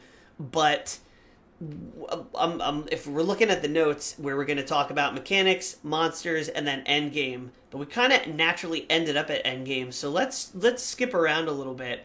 First of Okay. all, I think we answered the question what endgame looks like eventually, right? They're going to do updates, and then we're going to get a paid new thing. As far as the 2.0 release, are you satisfied, and what's your favorite part of it? If I could tap in on this one. So before 2.0 released, they promised Camellios and Apex Rathalos. That was it. That's all they promised. And then more. and more. Yeah. And then they went live. I wasn't able to watch it. My It's lovely like, and more. And more. It's like, here's some skins. They're Apple. They're Apple again. Oh wait, and No, one that's- more thing. Nintendo's Apple. Capcom Oh, yeah, is yeah, not. yeah. And I typed up some notes with your notes because the last question really, like, I wanted to add to that. But maybe we'll tap on that here. So when they went live, I was at work, and my wife, unbeknownst to me, watched the 45-minute presentation and took screenshots and notes for me. And when I went on my restroom break, Keeper. I grabbed my phone and I Definitely. saw 24 text messages from my lovely Martha, and my jaw dropped and my heart sank to my stomach, and I thought like, someone what the had hell died. Yeah. I was like, what happened? Oh no, what am I about to walk into? And it was just updates and updates and updates and updates. And then when I was like, Teostra, Kushala, layered armor, new decorations, like all this extra, I'm like, I have to say, I was have to. happy. You remarried her, right? Yeah. I have to That confess, moment. you just described me and Corporal's exact relationship. When I see something and he's on a call or at work, and he goes to his phone, he's like, Jesus Christ, like, you couldn't have... So, yeah, sorry, continue. No, I just saw myself in that story for a moment. I'm honestly surprised, and this is my hope, and maybe, I don't know, I hope they didn't give too much, almost. Like layered armor, I wasn't expecting layered armor until the paid Yeah. DLC, to be 100% honest. I thought the fashion grind was going to be, because that's another grind. But they actually made it pretty accessible in this one. It's just like some tickets and occasionally some parts. So Yeah, it's yeah. not, they're not making that as much of a focused grind Does in that game. mean that everything else that we're going to get coming from the future is going to be just as beefy? Or does that Maybe. mean it's going to be tapered now? My hope is that it will be just as beefy. My hope is that they're going to be the gift that keeps on giving. Legitimately, they have so much content, and now that they've brought it back to like the campier, cartoonier style, they can pull from anything. I mean, the monsters in Yes. GU are so cool, and it's so refreshing to see these just almost like, I mean, the Tetranodon. He's a freaking platypus tortoise that sumo wrestles. My favorite is Bison. Oh, Bishan or Sean. something like that. He Um, throws that. Fruit monkey. He Yeah, is fruit monkey. like a monkey/lion/bird/lizard thing. Yeah. Produce stand owner. Their monster design is really, really good. Yeah, their I catalog really is enjoy massive it. too. So they're not. That's what I was gonna say. Their catalog is massive, and they They made literally it even more have massive. Over 300 monsters that they could bring. Yeah. That they We didn't designed switch that they to. We're not could talking about Pokemon again now, are we? No. I wish. Monster I would. Hunter Snap. Yeah. Oh my god. That the would be a game thing I never literally thought I never needed. told- I was We were discussing talking about this with that. Ash. Yeah. We It's just, just in making camera mode. admissions, You can't fight. making admissions It's to do just camera mode where you have to get certain pictures of certain monsters. But in also Monster not Hunter Rise. die. You're not Yeah. in the So- safety of a cart. So to kind of culminate what I'm going to say here, it's 2.0 was amazing, and they delivered abundantly more than they even promised. And I think I can't imagine Capcom would not make this the status quo going forward. I think we can expect every month probably 2 to 3 new monsters, 1 to 2 new rampages, and then some form of extra grind. But how long does that, like, I get that they did the first month, and then I was kind of surprised when they said by the end of May. But, like, and from someone who's never been playing a game while it's in its release cycle, it's like, Right. how long realistically do you think they're going to do that? Because if they do it, World? like, every month or every They other don't month... stop. They don't stop, don't dude. stop. In don't World, stop. it was if it wasn't a new monster, it was a new event. It was like, Yeah. oh, we're gonna do a Halloween event, or we're gonna do a solstice event, or we're gonna do a new siege monster where you want your whole lobby. I mean, that was for World where you could have a 16-person lobby, but you want a full 16-person lobby going after this monster. That sounds terrible. terrible. I could barely Yeah. do 4 people in Rise. Please Well, no. I mean, it's not. You go in 4 people teams still, Oh, but okay, everybody's okay. working towards progress that gathers for the actual server. Right. They just keep going, and it may not be these type of updates all the time, but it will be something pretty consistently. I can't imagine them going more than 2 months without content. Without dropping something. Something. That's and awesome. when they do, they drop. But here's the thing, and I don't. Maybe I'll just wait for it because you have a question at the end, and I want to talk. I want to just praise the dev team in Capcom over and over again, and in a world where it's all about season passes and BS half-baked games coming out on the Yes. market that you have to pay for DLC before they're actually a full game. So, Yeah. anyways, I'll leave it at that. 2.0 is dope. It's dope. Presto. Presto has these moments where he just goes in anger towards somebody for something, and like I can feel it building over here. I'm like, is it gonna happen? What? No, I'm not. I'm fine. I'm cool. No, Well- but if you talk about Super Smash Online, you lose your handle. Mm. Like, oh my god. So, Mm. I'm gonna definitely say I'm gonna play a little bit of devil's advocate, not necessarily for myself, but there were a lot of people that felt that the base game release for Rise was lacking. That they only gave us 2 Elder Dragons, which were the 2 end game dragons. One of them you can only fight in a rampage. So farming like Elder Dragon blood and stuff like that was a little bit, less. You had less options to do that. I definitely understand that. I think though, with what we got and with the world being as it is right now, with COVID and whatnot, and like a lot of people, I think, still don't realize just how much this impacts development cycles for games. Like, look how many games have come out recently that have just been absolute buggy messes. Like we're talking, like look at Outriders, look at Cyberpunk, look at all these big games that have come out and they're just riddled with bugs.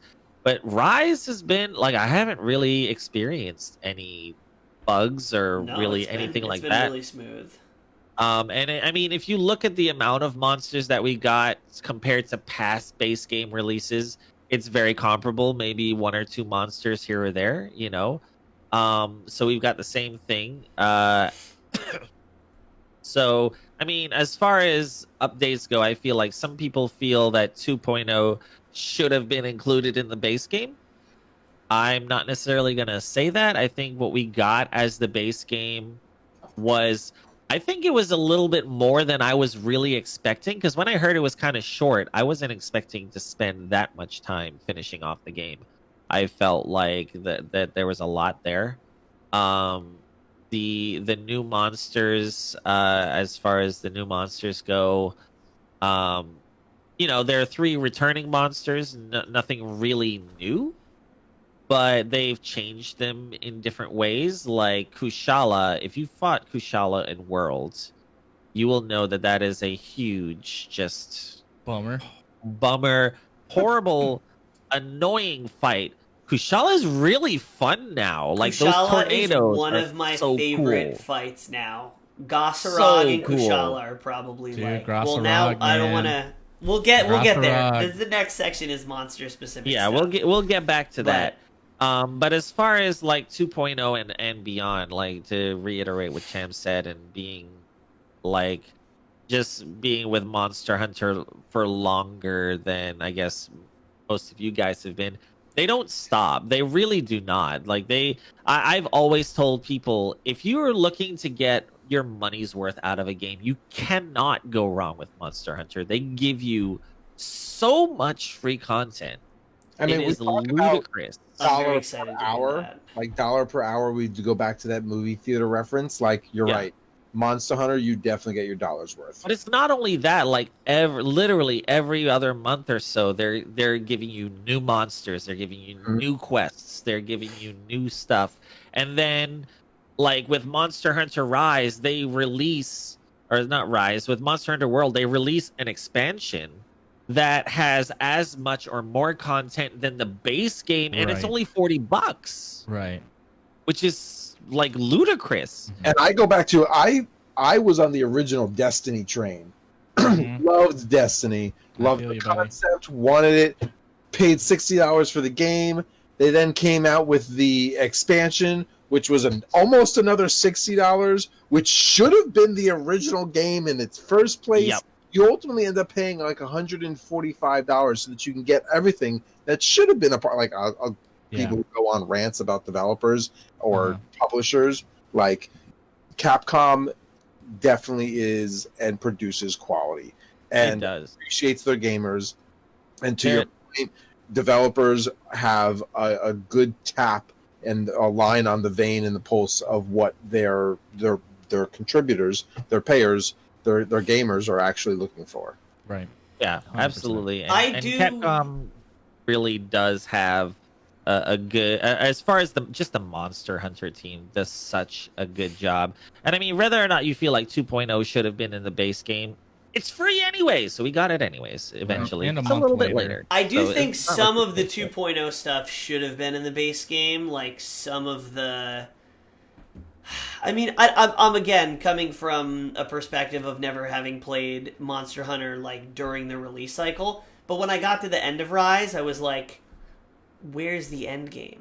And 2.0 did come. Like I said, like, "Where's the end game?" And then 2.0 came out like a week later. I was So about to the say, I timing, crashed the up timing in our was chat perfect. Right. and be like, oh, there it is. It Right. was- And that's that's the thing, fine, too. but like there was that moment where I finished like everything and I'm like, what do? I don't feel like playing Talisman Roulette for another 120 hours. Like Mhm. I need Endgame to sink my teeth into. And then the update came out and I was like, Right. okay, But that is people kind of keep me going. Monster Hunter's endgame. It's like, how OP can I get now? Like, Yeah. how much Yeah. can I refine my build to just be insanely dumb at this Right. game when the next How thing steps out? how good can I get at killing this monster? How fast can I do it? I mean, I went the other route where I was like, hey, let's just try all of these weapons because Right. they're I all started to so go down that fun path, in Rise. Mhm. And so, like you said, it's playing another weapon makes it like a completely different game. So I've had a lot of fun learning Longsword and learning, trying to get better with switch axe and a couple of Mhm. different things. It's been a lot of fun for me. Right. And the nice thing is too with Monster Hunter, I personally don't feel like I'm on a time constraint. You know, with Destiny, I was with you, Corporal. I was on the Destiny train hard. You know, just mainline it into me, baby. I just need it all the time. But I felt like a compulsion where I had to be on it reset, and I had to be there to do the dailies, and I had to do the Monster Hunter. I don't feel that. I don't. No. I want to be on because I want to play with friends, and I don't give a rip if I'm playing the same hunt over and over again because I know I'm helping them. Yeah. You know? Right. So for that, when you hit that end game point, it's kind of nice to put it down for a week. Yeah. And then a week later, they come up with 2.0 and give you friggin' 40 more levels of Hunter rank to grind. And then you're like, oh, yeah. I do like that Great. it feels like a game getting additional stuff versus feeling like a live service game. Right, Yeah. exactly. Which And I think think that's what they're going for. World kind of, maybe it's just the structure of like the lobbies and daily rewards and stuff, but World definitely had more live service game vibes than Rise. Yeah. To a degree, yeah. I can agree Not with that. necessarily is a bad thing, just as like No, a no, side not But at at all. the same Not time, at like all. the items and stuff that you got in they were just like items you could craft anyways. So Yeah, they were it's freebies. nothing. Yeah. It was freebies. So it's like, oh hey, cool, I got this thing. And you But don't get my put off for lizard not brain logging was in like, for that day either, I which need is to nice get in. because you could log in a month later and it's like, oh, all of my bonus vouchers just procced for me Yeah. just because I wasn't on for a month. They Yeah. don't punish you for not playing the game, which I think is really great. Yeah. You can play it at do- your pace, and They that's do really wonderful. the grind better than any game I've ever played. Fact. and that's what I'm Any here game I've for. ever played. Yeah, yeah. if you want a game that you can grind, you can give yourself a legitimate destination and you can get there. It may take Yes. longer than you want it to sometimes because of RNG and luck. But they tell you the stats. You can go into your Yeah. hunter notes right there and say, okay, I need to bust this thing's face then and Right. capture it to get the highest percentage. So I'm gonna build a part breaker build with slugger on it, and I'm gonna go with a hammer and I'm gonna just bonk this Beat dude this to thing in death. the face.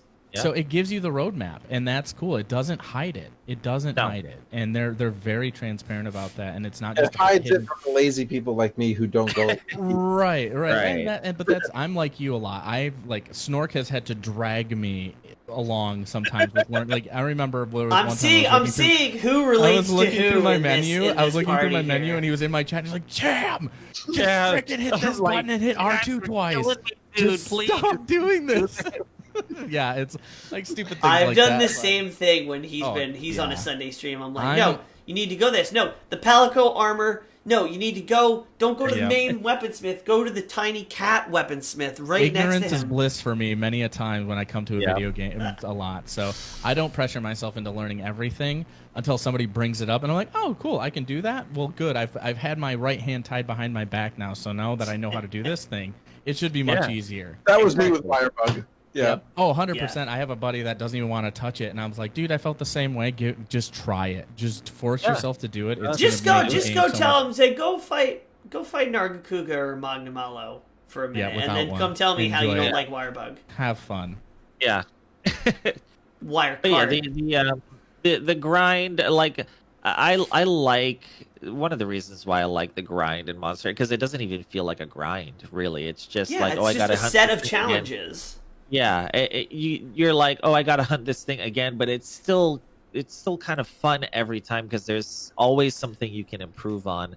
The monster doesn't necessarily react exactly the same way every time. You know, it's No, still it's always fluid. It always feels like you're fighting a Always living fluid. thing, which is Yeah. nice. yes, Until it's the not AI living. for the monsters is very well done, and it just makes everything the grind just more enjoyable for me. Yeah. So let's switch gears and kind of wrap up the episode here. This is a long episode. We might have to release this in 2 parts. Sorry, we're talkers. Facebook. We're I both mean, talkers. you put 4 nerds in a room in a tiny box. The monsters. Obviously, that's why we're all here. Is the monsters. To kind of go with the first 2 points here, favorite monsters that are in Rise now, and among that, if there's 1 or 2 favorites, which ones do you like? Because I feel like when I have a certain feeling about monsters, I either like them for one of 2 reasons. I either like them because their design, how they physically look and move, and the character of that monster, or I really like the fight and how the fight feels to fight, because most fights feel very different. So the question is, what would you say your favorite monster is in Rise? And then, is that your favorite monster because by design or because you like the fight? And is there a monster that you're not crazy about the design? Which ones are your favorite in terms of, I like this one for design, I like this one for fight, and this one is perfect? I'm going to touch on 2. Bajastian. That's me. But you'll never know how to pronounce his name. He can't be your favorite. That's quite all right. I don't care. He just throws fruit at you. That's all I care about. He's awesome. He's my guy. I will literally die to this thing. I'm waiting for you to come on stream and just be like, so I got this tattoo. It will happen. I like him that much. It just might happen. He was my first real surprise monster. I will tell you. I was like, wow, this is really cool. This is a really cool design. Although he doesn't stand still either. My favorite design so far is Grasshorad. I think he is such a cool monster. Throwing out the dual sword, and the fact that he can do dual blades, or he can do the giant punching glove and the giant sword katana of ice. Super cool. And honestly, when you wyvern ride on him and you can pull back and you can just do this right hook in another monster's face, and he Superman punches this thing. He backs up and he takes 5 steps and just comes down on it. That feels really fun. I think he's a really cool design. I think he gives me Jason Voorhees vibes for some reason. Just it's the face. Oh it's yeah, the face. total. Just he's just an ominous, just barbaric, just death machine, which I think is really cool.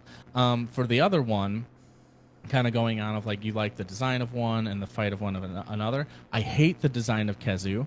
I think it's disgusting. I despise it, but I actually really like the fight. I think Kezu is actually a lot of fun to fight. I've had some really good longsword fights with him, or hunts, I should say, and I've really, really enjoyed it. And I think his tells are pretty easy to do. Super telegraphed, and that can be very, very fun unless he just spams his roar all the time.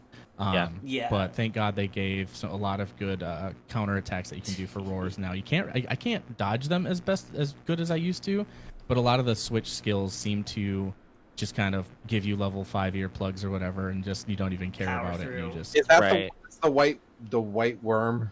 Yeah. Thing? The blind. Yeah. I have other names. One whose head looks like a giant penis. Yeah, that one. Yeah.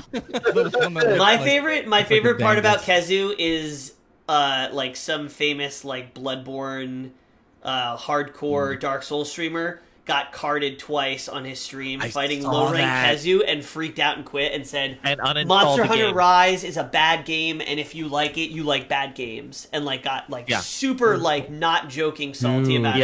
And send me the clip of that. I'm haven't seen that. Praise Kezu. Praise Kezu. He literally rage quit and uninstalled the game over Kezu. That's amazing. Wow. And it wasn't like Kezu pulled some slick shit. It was no, you played that. You played bad. That poorly. That was on you. You just stood there and let him paralyze you 3 times. Right, on, and dude. that's the thing with Monster Hunter, man, is so much of the game is, it's understanding the tech when it comes to your weaponry, but really it's learning the monsters. Yeah. You could sit back and just chill out and just let the monster kind of do its thing and not even attack it and just see how it's moving and what moves it does when it spams, if you're in the front, if you're in the back, so a lot of it is just learning, and that's one of my favorite things too. I do wish that in World it was so abundantly apparent to me when monsters were drooling and drooping. I mean, you can a little bit in Rise. I don't think it's as apparent personally, and I do miss that a little bit. I wish that there was a little bit more, I don't want to say telegraphed, but and I know the Switch is limited in its capability, but I wish that they would have kind of kept some more of that in there. I thought that was a really good visual cue. Instead of just your Palico being like, you can trap it now. You know, you kind of just Shut like, up, yo, cat. this thing is exhausted. Yeah. That's one That's a thing weird that caveat. I kind of feel like I wish they wouldn't have done, because now everybody just automatically knows when a monster is capturable or when it's almost close to dying. Like, I felt like that was a skill that you kind of just learned over time with fighting the monsters so much. You're like, okay, he should be capturable about now. Yeah, And I usually agree you with can get it that. right. Like, you wait for them either to limp away, or if you're beating the crap out of him, you can kind of tell, okay, the monster's getting pretty close now, we should be able to trap him. Now Kind that of deal. So Now that I've seen Hunter rank get broke or the cap go away and like the monsters are getting more difficult, I've been noticing a lot less like slumping around and a lot more like Hail Mary effort where they're Yeah. just going balls deep. Like they're Yeah. just like, this is my last breath and I'm gonna cart you as many times I as I like can that. before I like die. that a lot. No, which is because good, it's and like, that's part of the difficulty scale. Theostra and Chameleos especially do that. Yeah, they're just like, all right, I am to 10% health. I am going to just go Desperate. all it's like out. I know Yeah, you've had desperation 2 mode. carts. Let's go. So I'd like to see that on these like deeper into the hunter rank pool. You're starting to see that more and more. I even see that from like Tigrex and like a couple others that so far. Yeah. Which is fun. As far as my favorite monsters, it's difficult for me because I like so many of the fights. I definitely think Grasshorad is one of the coolest new monsters. I think out of the new monsters, he's definitely the coolest one for me, as far as just the new ones. The old ones, I mean, I fought them so many times that it's like, oh, it's a Giratodos. Why do you exist? Why are you here? Literally what I think about Giratodos. I hate that monster so much. It's just a boring, ugly fish with boring, agree. ugly moves. But I think it's still probably design-wise, I really like Mizutsune. I love just the design of the monster, and I love the music, especially from Mizutsune. I think that's a really cool one. I have But I'm PTSD from fighting it so many times in the demo. I can't I hear know, that. I know. Hi-ya! I'm like, And no, I no, fought it. no. And the thing is, in GU, you have to fight Mizutsune a bunch because it's one of the Fated Four or whatever they call them. So it's like you had Mizutsune, Glavenus, Astalos, and Gameth. Those are like the 4 big monsters. It was like they had 4 flagships for GU, so you fought them a ton in every rank. So I already had fought Mizu a bunch of times before Rise demo even came out. But I always thought Mizu is a cool monster. I will probably think that, like, if there is a monster that I am always down to go hunt, like, that's how I kind of gauge it. Where, people are like, oh, I need to hunt this monster. And I'm like, oh, yeah, sure. I don't need anything, but I'll go hunt him. I think that for this one is definitely Magnamalo for me. I just think his design and just all of his moves are so cool. Just the way Super he fun like fight. He always just, like, feels zipping around. dangerous. He does. He always feels dangerous, and like he always seems to catch you off guard somehow. Like, he'll throw something new, and you're like, I've never seen him do that before. But I do like the fight, and I do like all of the things that you kind of have to watch out for. But at the same time, it's like once you learn his moves, you can kind of do that delicate dance where, like, he swipes his tail down, but you're like, woo, and then just go like this. It's Yes. kind of that fun little step 2 or whatever. And so yeah. But one of the things I will say about the monsters, though, a lot of them got new moves that they did not have in previous games, and that I like, because, like, it takes a monster that you've done 10 million times and makes it new again, and I like that. Except maybe Except maybe Rathian. Rathian is kind of just Yeah, The same. Rathian's A copy and Rathian paste. is a Rathian. Except is a for Rathian. does Yeah. the flip a dip move constantly. yes, and Yeah. does the lawnmower. Rathalos is a lot more enjoyable. Do of a a fight. barrel Rathalos roll. is actually Apex Rathian is a much more fun fight for me Really? because it's like Rathian. It's like a slightly calmer gold Rathian that doesn't lawnmower as much, and so it's so much more fun. Oh, that's fun.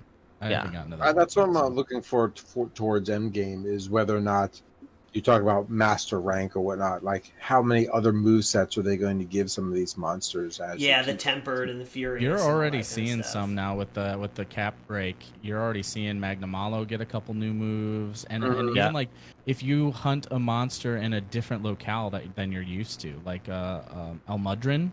Usually you're fighting him in the flooded plains, I believe, Yeah, or flooded yeah. forest. But then he can come out in the sandy plains now, I believe, every so often. I think One Shrine of the- Shrine Yeah, you can go Ruins he there. can too.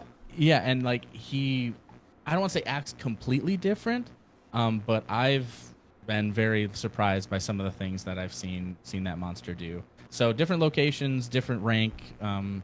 You're gonna see new challenges and you're gonna see some new stuff, which is fun because once you do have that kind of like, you feel like you're balanced, you feel like you're good, then all of a sudden the monster's doing a whole different combination to you Curveballs. that you Right. had no idea even existed. I mean, heck, even doing Apex Arzuros, which I Yeah. hate fighting normal Arzuros anyways, but he has like almost like a Magnamalo combo where he comes down on you with two hooks and then like uppercuts you into the air, and if you don't have a wire bug to get out, you're gonna hit the ground and Honey he's Badger don't give a Yeah. shit. instantly gonna And just he jack you has in the face and he cut has you. this combo that just does not end. He's Nope, like it's swipe, forever. swipe, swipe, swipe, and you're like, oh, he's done. No, he's got like three Bigger more. swipe, bigger And- swipe, and that last swipe.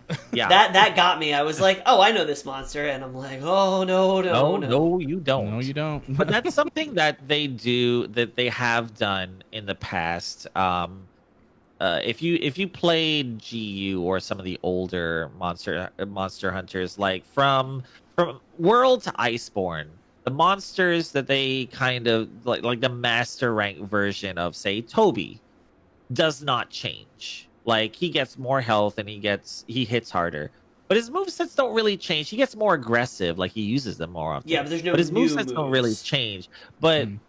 G rank meant something in those old games, where when you moved up from high rank to G rank, monsters not only got faster and tougher and they hit harder, but they also got a bunch of new moves and stuff that you never saw before. And that's something that it looks like they're leaning into a little bit more with this game that I Yeah. am happy to see. I'm a fan of that. Well, like you talked about, like the swipe. I wonder if like they'll take that swipe mechanic and put a random roll to it. So now the number of swipes she gets could be undetermined. Like, it could be 3, could be 7. I feel like he does knows? that now sometimes, though. Like, I notice if he tries to swipe at you and he misses like a couple of times and you're way behind him and he's going off in the wrong direction, he'll stop and turn around and start trying to hit you again. Mm-hmm. Like, I've I haven't noticed him fought him do enough that. to really notice that. Yeah, neither have I. Okay, same. cool. Corporal, who do you Arzuros- love Oh, sorry. besides Bushin, Fruit Bashan. Monkey? Bashan. Nishaten? Bashan's my friend. I love him so. Like, truthfully, the fight, his art style, his attack style, the random fruit things that he throws at you, like everything about him is just so you. He matches your stands on- personality. Like He stands on his tail like I want to be him. Like, he is so cool. do I sense a cosplay stream in the future? I My would maybe? goodness. totally do that. Give me another stimulus. Every check. time you I'll die, fall Little on Red that. can throw like papaya. Or A something. watermelon at my face? Yeah, okay. God. Get a fruit launcher instead of a Nerf gun from your kid. Just Yep. popping you that with it. Yep. I have to echo the love for Grasshorad. Not only is he, I think, one of the cool designs, he's one of my favorite fights because I made a lot of attack gems or a lot of attack decorations, and you need his stuff for that. So I really like him, especially with the bowgun, because I feel like he has a lot of charge moves where you're never really at a safe distance. because he Yeah. throws things and he charges, so I like that he keeps me on my toes. I really like Kushala. I did that fight for the first time the other day, and I felt like panicked in that fight so many times because I'm just like, oh, he's got the wind Hadouken, and oh god, he just unleashed Hurricane Sandy on my face. Like, I liked it. I liked it. I want to fight him more. I went into Kushala the first time and I was like, oh god, here we go again. Yeah.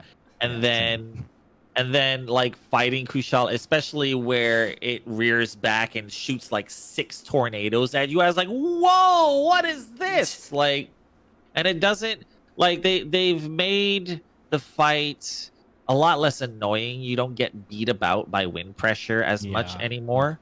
And it doesn't spam those god-awful tornadoes everywhere anymore. Mhm. Like, it just does one big one that'll really hurt if it hits you. And I'm fine with that. And it's just a lot more fun. I'm looking forward to seeing what kind of, like, crazy new move or whatever they give Kushala for, like, Master Rank or G Rank, whatever they're going to call it. Yeah, I never I'm fought curious. him in the old game, so that was my first. That's like my only experience with him, and I like his design that he's like classical dragon in a game of like not a lot of classical looking dragons. Right. It's like it's Monster Hunter. You need that one that's just Monkey like, bird who throws fruit. yes, Yeah. exactly. You have that, but then you need like your standard dragon besides here's like Rathian. Here's also a question about the monsters that I kind of want to ask and Cham and I have actually talked about this. What do you think about the variety of monsters in Rise versus World? The different kinds of monsters, because I know in World it's a lot of basically just wyverns, like a lot of dragons Right. and a lot of like very serious kind of something that would actually exist, whereas in Rise, you get something like a monkey with a hand for a tail that throws fruit at you. Or like in GU, you get a literal rocket dragon. It's a dragon that is silver with rockets on the tips of its wings that jets around at like Mach 3 or whatever it does, and it's amazing. His name is Valstrax. So you get those like really over the top monsters and a lot of different kinds. Like in GU, you get like the snakes like Najarala or that kind of stuff. So what do you guys think about the variety? Do you like the monsters and the set that they have? So World, I In feel World like versus was very Rise? themed, and because World was very themed and it had a direction, it had a story to tell. I think they were boxed in by that theme. Talking about being heavy and dark, there was a baseline that they did not want to go Right. past. Whereas I think because this, you've got so much. Also, World was a single map that had some temperature variance to it. But like, whereas Rise, you've got all these different areas: the volcano and the ice and the water and the Yeah, mountain. you don't know how and- far away the frost level is from the desert Compared to- level. yeah. In World, Right. you could like, oh yes, they're neighbors. So you're getting a variety where you could have that variation, and it doesn't have to make sense to it. So I think that in itself gives them the opportunity to be more playful with their character set. Now, I was not aware that they have a catalog of 300 monsters that they could pull from. So now There's that a I lot. know that, I am very interested to see what more they do with this. Mhm. Like, could they take that 300 roster and maybe change the roster in this particular map zone with somebody else and change it around, and then maybe add another map, and you'll like plug and play monsters in different areas? Like, Yep. I feel like long term they could really change up what, like, I know that these 7 monsters usually show up in this type of an environment. Like, they could change that. Or they could change what that 7 roster is in that environment. Maybe now it's 12 monster in that environment. Like, I'm really interested to see what more they pull. But I agree with you that there is a larger variety of monsters in Rise than it is in World. And I think it's purely because of the theming that has changed and the story that they're telling. Yeah, when I buy a case of beer, I always buy the variety pack. So I like the variety in Rise a lot, and because I played World right up until where I hit high rank, so not super far into the game, but most of the monsters that I'm playing in Rise, I have no exposure to them. I've never heard of them. I have no idea what they look like, what their behavior is, if they're a cat, a dog, armadillo, giant spider, kill it with fire. I have no idea. So it's a surprise to me, every time, which I love. I will say that I do also hate the monster. I've repressed his name, the giant mud carp. Gyrotodos? Yes, Gyrotodos. He's dumb. I fought him and I'm like, it just feels like they took a small monster and they just made it big and annoying. Yeah, he was kind of a punching bag. And he wasn't kind of a punching bag in World. He was a punching bag in World. And then they made him an annoying punching bag in Rise. I don't like Gyrotodos at all. I do really like Almudron. Almudron? Yes. I like his design. I like the fight with the pillars because that's something no other monster does, and it gives you some fun stuff to do with the wire bug. And I don't particularly like this fight, but it's probably one of my favorite in terms of design is Agnesam. And I love Agnesam is such a derp. I love him. I love his moveset in that it draws so heavily. He looks like he is doing crane style kung fu. He does. And it's so consistent with the movements, and he's just smooth until he tries to ram you and he runs into a wall like a dumbass. And that's so funny because he's this elegant bird and he's doing all his moves and he's very like he's dancing, and then he's just like, fuck it, and he just rams and then and it hurts himself. And the first time he did that, I burst out laughing. I'm like, what? I'm like, this graceful, deadly creature. Yeah. The thing is, I think of him more of he's trying to be graceful, but not quite pulling it off. Yeah. He just looks so derpy trying to do it.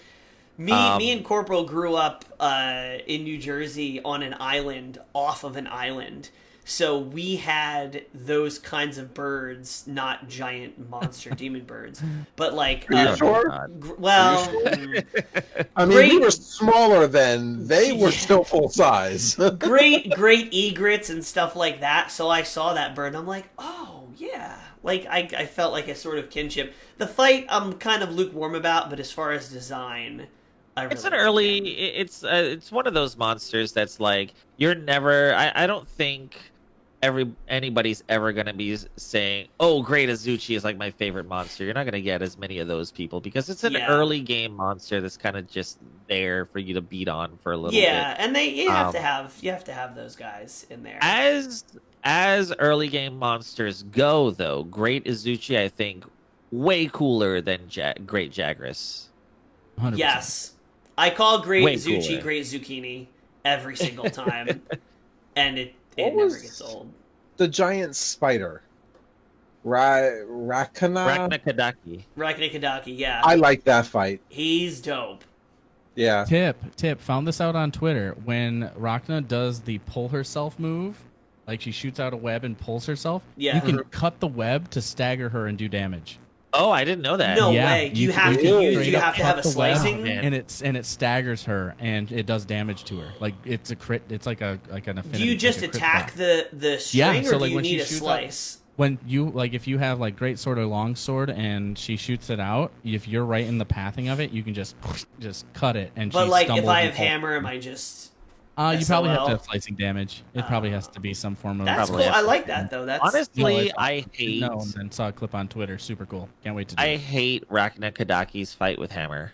I hate it. Yeah, it sucks. Oh, I've only fought her with light bowgun, which is great. You can't because she has those claws in front, and you always hit those, and then you always she's bounce. A boxer. She's always she's always covered up unless she sticks her head out at you, which is very disconcerting. And gross, but neck. Yes, a hinged neck is just why. but you can't hit her in the head. You just can't. Like you try to get up underneath and you can't hit her from that way, and you try to come down on top, and most of the time you just hit her leg. It's I really, mean, to really be fair, difficult. trying to kill a giant spider with a hammer feels like it probably should be hard. I don't know. It seems like it would be pretty easy to me. No, as you get the great sword newspaper roll. Just all right, a couple more questions, and we're gonna wrap this thing up. The big question, which kind of relates to monsters, but has been one of the bigger questions since Rise came out, is Rise too easy? Because I've seen a lot of stuff being the main criticism is Rise too easy, and a lot of sea salty veterans be like, I've been playing since Freedom Unite, and back in my day we had to flex after we drank potions. Yeah. So I mean, you guys definitely can answer this better than we can because you guys have actually played other games. But is Rise too easy? So for me, I'm gonna say this: the demo may have been too hard.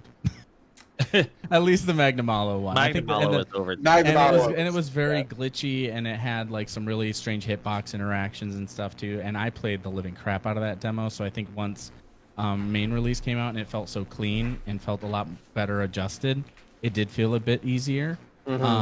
I will say it feels easy to me, especially solo stuff. Solo stuff feels super easy. Very, very easy. You want to challenge going the hub quest with 2 people and the other person just go get mats and let the other person hunt the monster. Then So really, I have purposely not played solo because I'm afraid I'm just going to spend the entire time getting carded. No, it's not that hard. It's Hub is not bad. definitely harder. Oh, go ahead. Yeah, go ahead. I'll touch on that when I get to my turn. When I first started playing World, and correct me if I'm wrong, Snork, but when World first released, there was only solo difficulty and multiplayer difficulty. There was no like 2-person scaling, 3-person scaling, 4-person scaling. It was you're either playing solo or you're either playing multiplayer. At least initially, if I'm correct. They changed that in a later. Remember. I think I've heard that before. I'm pretty sure they changed that with Iceborne. I think Iceborne changed. No, there that. was definitely scaling before Iceborne. Was it? Okay. But I think it scaled in the beginning of the fight, and if people disconnected, you were still fighting at. That's what it was. Yes. Players. So basically, once you started the quest, it scaled to that many people. So if you had 4 people and 3 of them dropped, it wouldn't scale back down to 1 person. Right. Okay. So if you started the fight with 2 and 1 left, but nobody else could join, right? No, you could have more people join. You could have more people join. So if you started with 2, would it scale up then? Yeah. Yeah, it would still scale up as more people joined. If people dropped, so in this case, then my contribution is then null and void because my understanding was at base game. It was either a 4-player difficulty or a 1-player difficulty was my understanding initially. In which case, my buddy and I played 2-player all the time, and we just ended up decimating. And when they made the change, at least we thought, it felt a lot easier. So with Rise being the way that it is, it feels... I guess I wish the fights felt longer, but it just feels like... But I'm also better at the game, too. So it's hard to say. Point I was gonna make. It's like I don't know at this point because if I went into Rise blind, it may still feel very, very difficult. But having gotten decent at Monster Hunter games through World, it's really, I don't know how to. It feels easier, but it might just be because I'm not stumbling over my own feet this time. Yeah. Well, I mean, I could go on a whole tangent about like this subject. But I think that is definitely something to be said. A lot of people do complain about these games becoming too easy. I mean, they say the same thing about every WoW raid or every like new Destiny raid. And what people fail to realize is if you've been playing a game for literal years, thousands and thousands of hours that you spent with your characters, that you spent playing the class that you're playing, and you spent doing... yes, the encounters are different, but Bungie tends to do things in a certain way. They tend to design encounters in a certain way, and Blizzard tends to design encounters in a certain way. And so after a while, you kind of just get that after a while. And so your skill level now is way above what it was beforehand. And even though the content now may be more difficult than it's ever been, it's still easy to you because of where your skill level is Not at. to mention, if you've been playing the same game for the same amount of time, you understand the mechanics of Exactly. that game. You Yes. understand what the game's limitations are. You Right. understand how you can manipulate those in the environment of that game. So, like, you can't take that same, I must say, skill set to another completely different game by another developer, but you could apply those mechanics to thoughts of new fights that have been given to you. So, Well, yeah, right. to your point, I completely agree. You can even kind of blame social media at this point too. I mean, you look at, people who are paid content creators now, like the four of us hope to be full-time content creators one day. Yeah. You have Gaijin Hunter all of a sudden like, I'm going to dick around with this dual blade set called Cat Paws for forever. And wow, look at this. 88 points of damage per hit Yes. on dual blades. I mean, you can blame social media for making these insane builds too, and just getting Yeah. people super overpowered as well, Yeah. which is fun. And that's kind of the point It of is. this game is to tinker and to mess around. So Well- it's hard. It's hard to say if it's easy or not. Well, that comes to my second point, and it's the tinkering. And to say, is Rise too easy?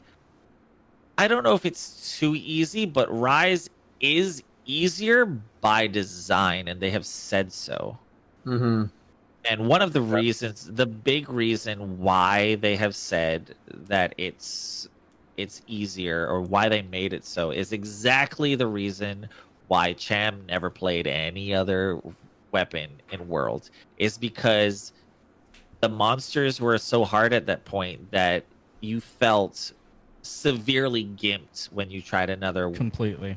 weapon. I went Where- and tried Charge Blade against a Dota Gamma and still felt like I was. Yeah, exactly. It sucked. So with this game, they really, especially with the village quests, they said they made them a lot easier. They really, really wanted people to tinker and experiment with the different switch skills and try something that they don't normally try. And so if the game is really hard, you're going to stick with your comfort zone, and you're going to stick with that weapon. You're never going to change to another one. But if the game's a little bit easier, then you're like, okay, well, this isn't that hard. I could try this other weapon and still do pretty well. And so it opens up the whole game for you. And so I think, like, the question for me is not, is Rise too easy? Is Rise fun? And if Good you call. look at all of the content creators, Arex, Gaijin Hunter, all of these guys, they are having an absolute blast with this game, even though they're some of the best people I've ever seen play the game. They have they all can do of these fights with their stuff. eyes closed, but it's still fun to them. But Right. they're having a blast with it, and that's the answer for me. Yes, it is a bit easier, especially monsters like my poor boy Rajang. They kind of just gutted him. He was my favorite monster from Rise, from World, but it's still a fun fight. Either way, it's still a fun fight, and the game to me is a lot of fun. Corporal, is it too easy? So I'm hesitant to say it is, because I know that, like, I'm not nearly as good as I feel like the rest of you are, and therefore I find myself getting carded more than most other people who I play with. But I also know that I don't understand my weapon or the other variety of weapons as well as I should or could. And therefore, I still find the challenge at, like, Hunter rank 3. I'm getting carded at Hunter rank 4. Like, and I'm not even up there yet at 7, and now it can go up to 40. Like, so I clearly am going to have a incline ahead of me as far as learning my weapon, learning my skill, and getting better at it. So no, I don't think it's too easy, but I will say, compared to World, I felt like world was more challenging. Does that make sense? Yeah. Rise has a certain accessibility world. Yes. Even though world, yeah, for sure. Yeah, totally. To their probable point, the accessibility of it makes it easier for new gamers, new people who are coming to this through the franchise, new people who are coming to that console, and new people who are trying to try other aspects of that game. Yeah. I think Rise is definitely the most accessible Monster Hunter that they've ever made, as far as just being able to jump in as a new player and play. For sure. I mean, but everybody starts somewhere, right? And to you two, Cham and I have been. I mean, we've put hundreds of hours in. We've tried like every weapon, and but it's certainly possible too that you just haven't found that weapon that kind of you just click with.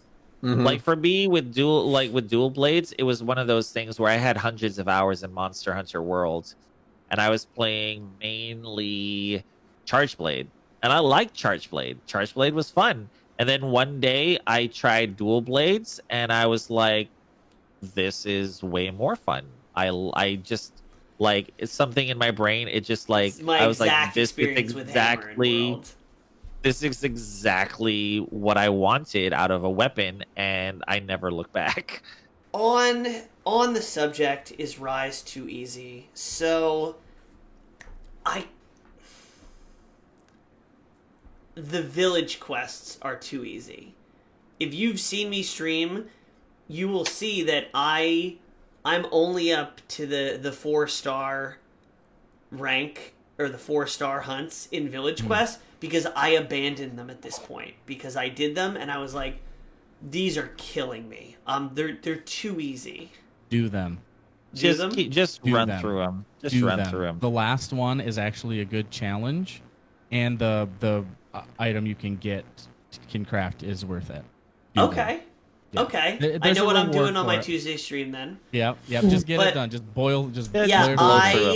I threw away village quests and I just did hub quests all the way through the end. I did most of my village off stream.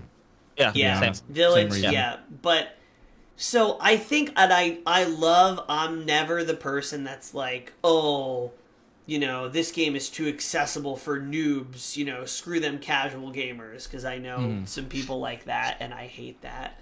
I think accessibility is important.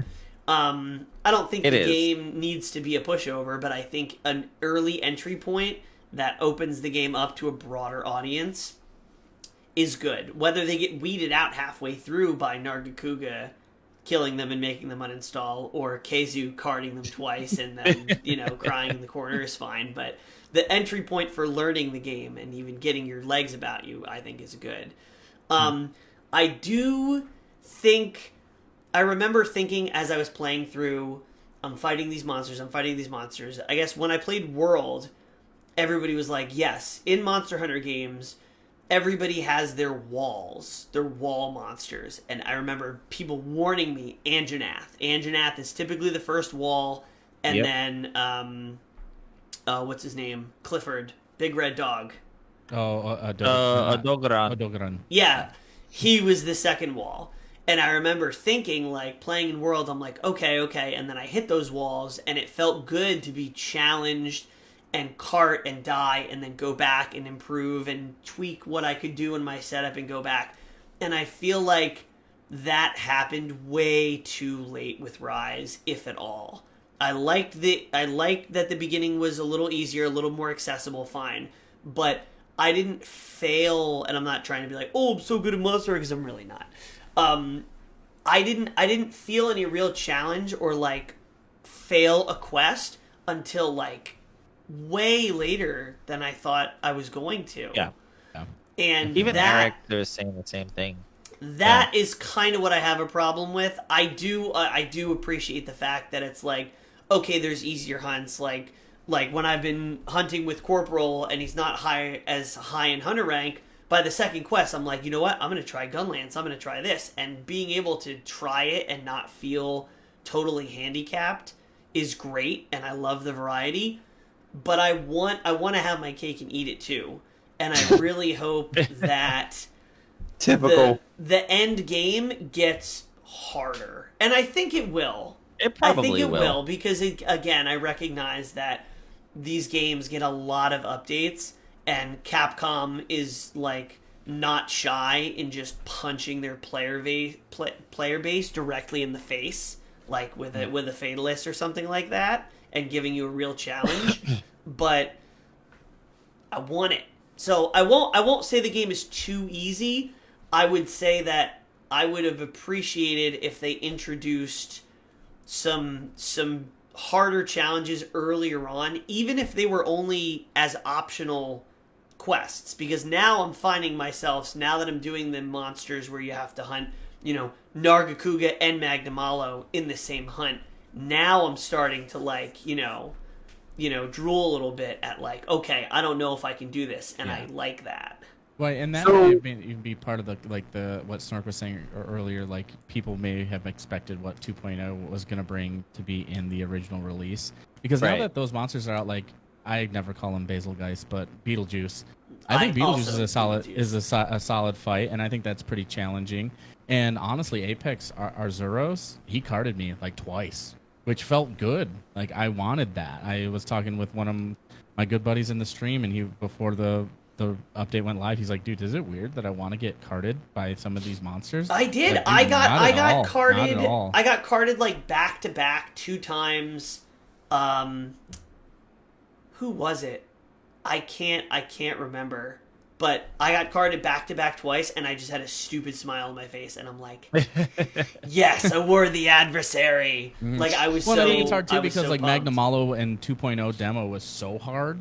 He was. That's That where I close. feel like they kind of shot themselves in the foot. Where he was so hard, he might have been a wall kind of in this game, but since he was so hard in the demo, when you came up to him in the real game, it was like, oh, Push well, over. this is really easy. Oh no! I came at him. I came at him with a vengeance. I'm like, I don't care if they nerfed you. I'm gonna kick your teeth in until I have you as a whole outfit, you bastard.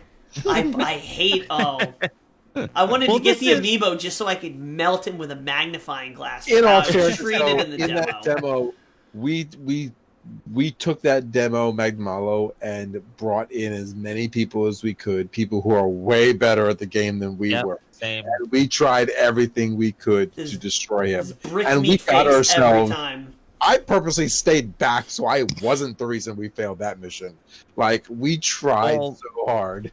Well, I think what the main issue with the Magnamalo demo was that it just wasn't was enough the time limit. for a It was lot the of time people. limit. It Yeah, was you were fighting if against the you had clock. 20 minutes instead of 15, I would have been able to do it. I'm not good enough to do it personally in 15 minutes. I'm just not. Like, it's fine. Same. You know? And that's like, you have to have that play style too. Is like, if you're a hyper aggressive player and you're like, I'm either going to cart in the first 5 minutes 3 times, or I'm going to get like 3k damage, and this is going to be an 8-minute fight. That was Yeah. right up your alley. But for somebody Yeah. who plays a little more reserved and likes to dance a little bit more, there's no time to dance.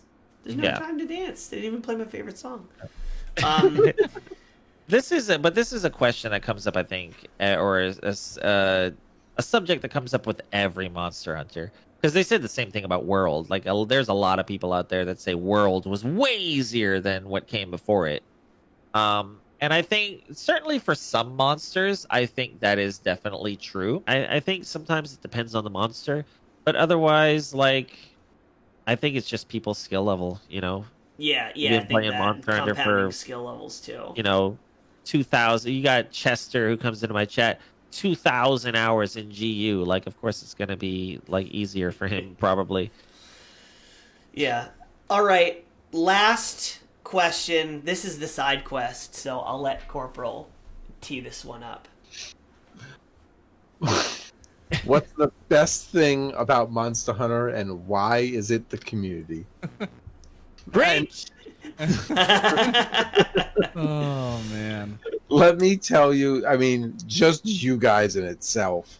Like, you had said, Chamon, at one point that you can ask for help and somebody is in the chat just giving you tips and showing you where to go, or something you're having a trouble with, they will hop in and you guys will be able to grind through it.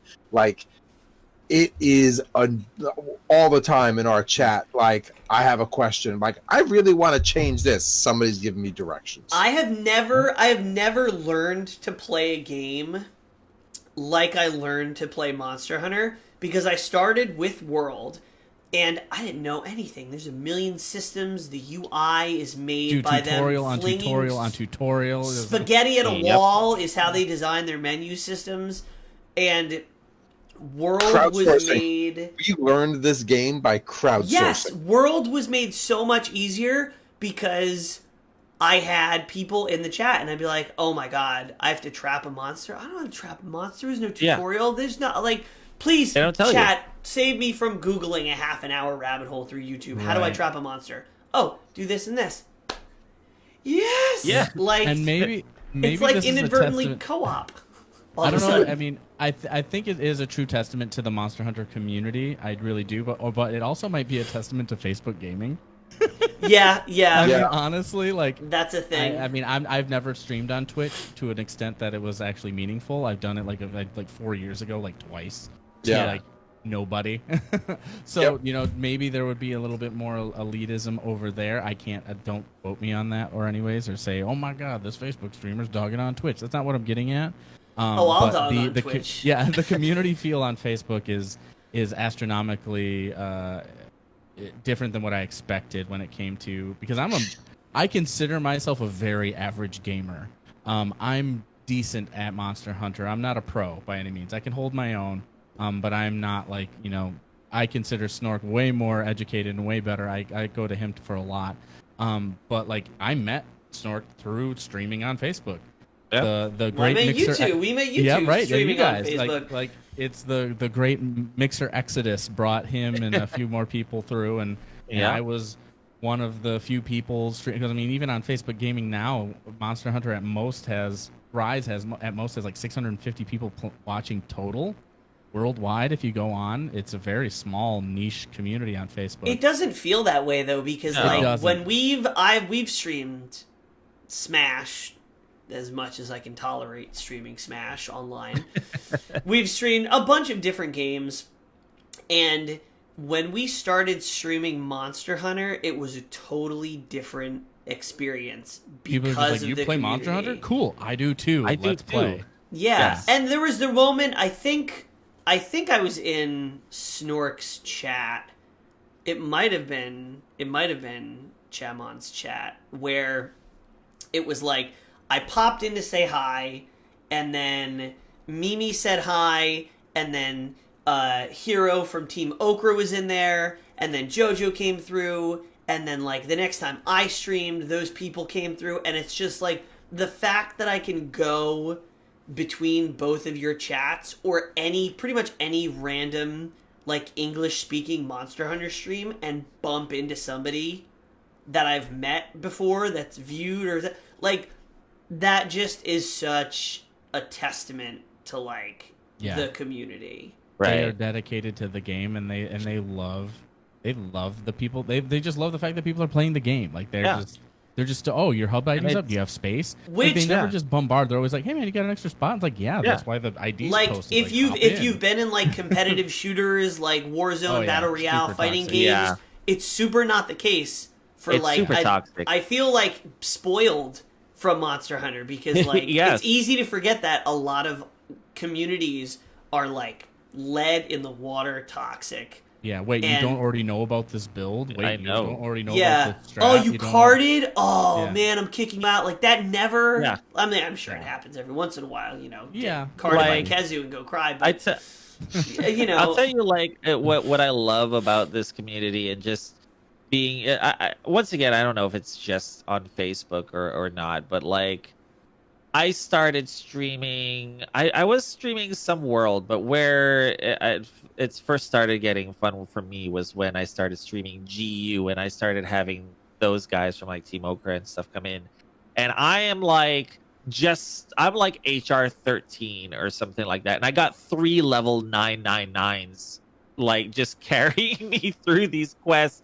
Like when I said like I keep bringing up Chester because I don't know how many hours these other guys have in it, but he's told me that he has over 2,000 hours in GU. Like, what else after 2,000 hours could you possibly need as far as Friendship. materials and stuff? Friendship. I mean, yes, friendship. So But I hear 2,000 hours, and I think of only two things in my entire life: Breath of the Wild, trying to find down the stupid the seeds in that game, Yeah. Korok Yeah. hoops. Korok seeds. Oh my gosh! Or playing Halo, just because like I am a Halo man. Like Mhm. yeah, Halo Master Chief is in my blood. My truck number that was assigned to me at work has got 117 in the ID number. Like that is just me. So like I put that much time into Halo. But like Yeah. any other game, like we went through our most played games in our last episode that we did. Like 34 hours here, like 50 hours there. I mean, like you're talking about Smash. 2,000. Smash for Yeah. me. Yeah. It's the Smash for me. 2,000 me, hours. like Who does that? the only thing that I would say the most would be for me was like WoW or something where like you literally had to play it for that long. Yeah, But methamphetamines. you know, Ooh. it's like one of those things that, and what I love about it is just how much they love helping people. I'll give you a perfect example. We were doing so I don't want to necessarily explain how this necessarily works, but there are fights, there are deviant fights in GU. So basically, I think the Apex monsters in Rise are kind of very similar to the deviant monsters in GU, where they've given them some of the same moves and stuff like that, and whatnot. So I'm very kind of familiar with them. Like Apex Rathian is straight up Dread Queen Rathian from GU. It's just literally the same monster. But anyways, I'm fighting this monster that I don't know if anybody but Cham would know. His name is Astalos. He is an electric dragon, really cool looking. And I'm fighting the deviant form, which is Bolt Reaver Astalos, and it's the EX, basically the hardest form of him. And he has so many moves that can just one-shot you. It doesn't matter what kind of armor or how upgraded it is. He will just one-shot you if you get hit by it. That's it. And we're trying over and over, and I'm like we're carding, and these are like guys that have been playing this game for so long, and all of us are just dying, just constantly being carded by it. And of course, I got a big smile on my face because this fight is just ludicrous to like the nth degree. It's just crazy. Like that monster can do this much damage, but like it was the night that Cham and was supposed to start playing GU. And they kept me from joining him because every time we carded, they would not let me leave. They refused to let him go. I just heard Until him on we Discord killed being him. like, he won't let me go. He won't let me stop. They're like super last attempt, ultimate super last attempt. It's like the Like, guy every carrying time. you through the finish line of the marathon. They just would not let me finish, and I mean, it's a great memory. They still talk about it. Like every time I want to leave now, they're like, "Wait, super last attempt." So it's just like stuff like that is why I love the community. It's not that you're carding. They're like, "No, we will not let you leave until this monster is dead." And I love that about this community. Just the way, just how helpful everybody is, and they're just how much it doesn't even matter if they're getting something from it. They just want to fight the monster with you. They just want to play the game, Yeah. which is awesome. Yep. And Yeah. I put a little caveat on here. I'm not going to take up too much time, but the community is obviously top tier. But kudos to the dev team and to Capcom. Yes. And like I said earlier, in a world of half-baked games being released out into the wild, it's nice to be in a world where you can play a video game that feels completed. And then when they put out new content, they're not putting a price tag on it, but they are putting out cosmetics. You know, Yes. like I like that. I've always liked cosmetics. Blizzard does the same thing with Overwatch. You don't have to pay for the events. You don't have to pay for the stuff, but we're going to put out cosmetics. And if you love the game, that's how you can support us. And you know what I do? I drop probably 10 to 20 bucks at least each time they put out content, because I know that they're giving me good things. I These prefer things are buying not the good necess- things directly than gambling, though.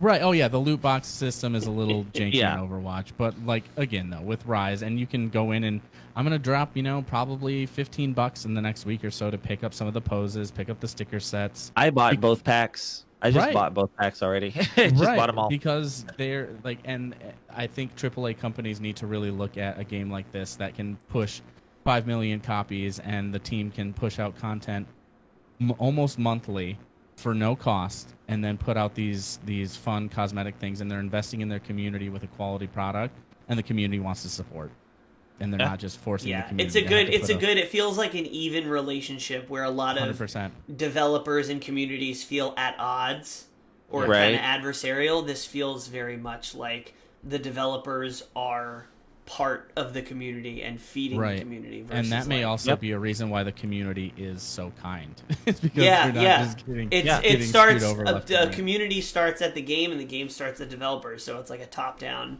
sure. approach of So that's warm why we fuzzy have feelings as you a close mercilessly second hunt place. down wildlife for your vanity purposes. Mm-hmm.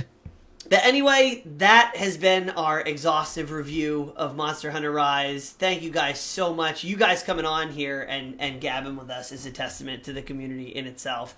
So, again, Chamon, Snorklebum, thank you guys so much. Check both Thank of you these again. guys out. We will have links, everything when we publish the episode where you guys can check out. And I think we definitely need to do one night where it's a party, an absolute cluster Absolutely. of all Oh, four of us all streaming it, I think we flinching should. each other to death. I think Well- if we could get Snorkel to teach me and the rest of us how to play hunting horns, we can be an orchestra. Oh, Hell God. yeah! we do Dude Squad?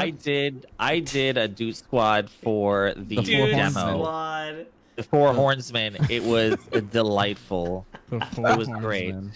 It was. We need It was to amazing. diversify. We need like the status horn, the DPS horn, the support horn, and We can pretty much have Style? all the bases covered. style horn. Yeah. Yeah. So like we can't get hit by anything. Basically, that would be Yes, I'm about it. Dream That would be team. great. Oh my God, we're making a boy band. All right, guys. But yeah, let me know. Just like my schedule is pretty much open, so let me yeah. know. It'll probably Yes, have to I be do a that. Friday night because Friday nights are when we do the co-stream.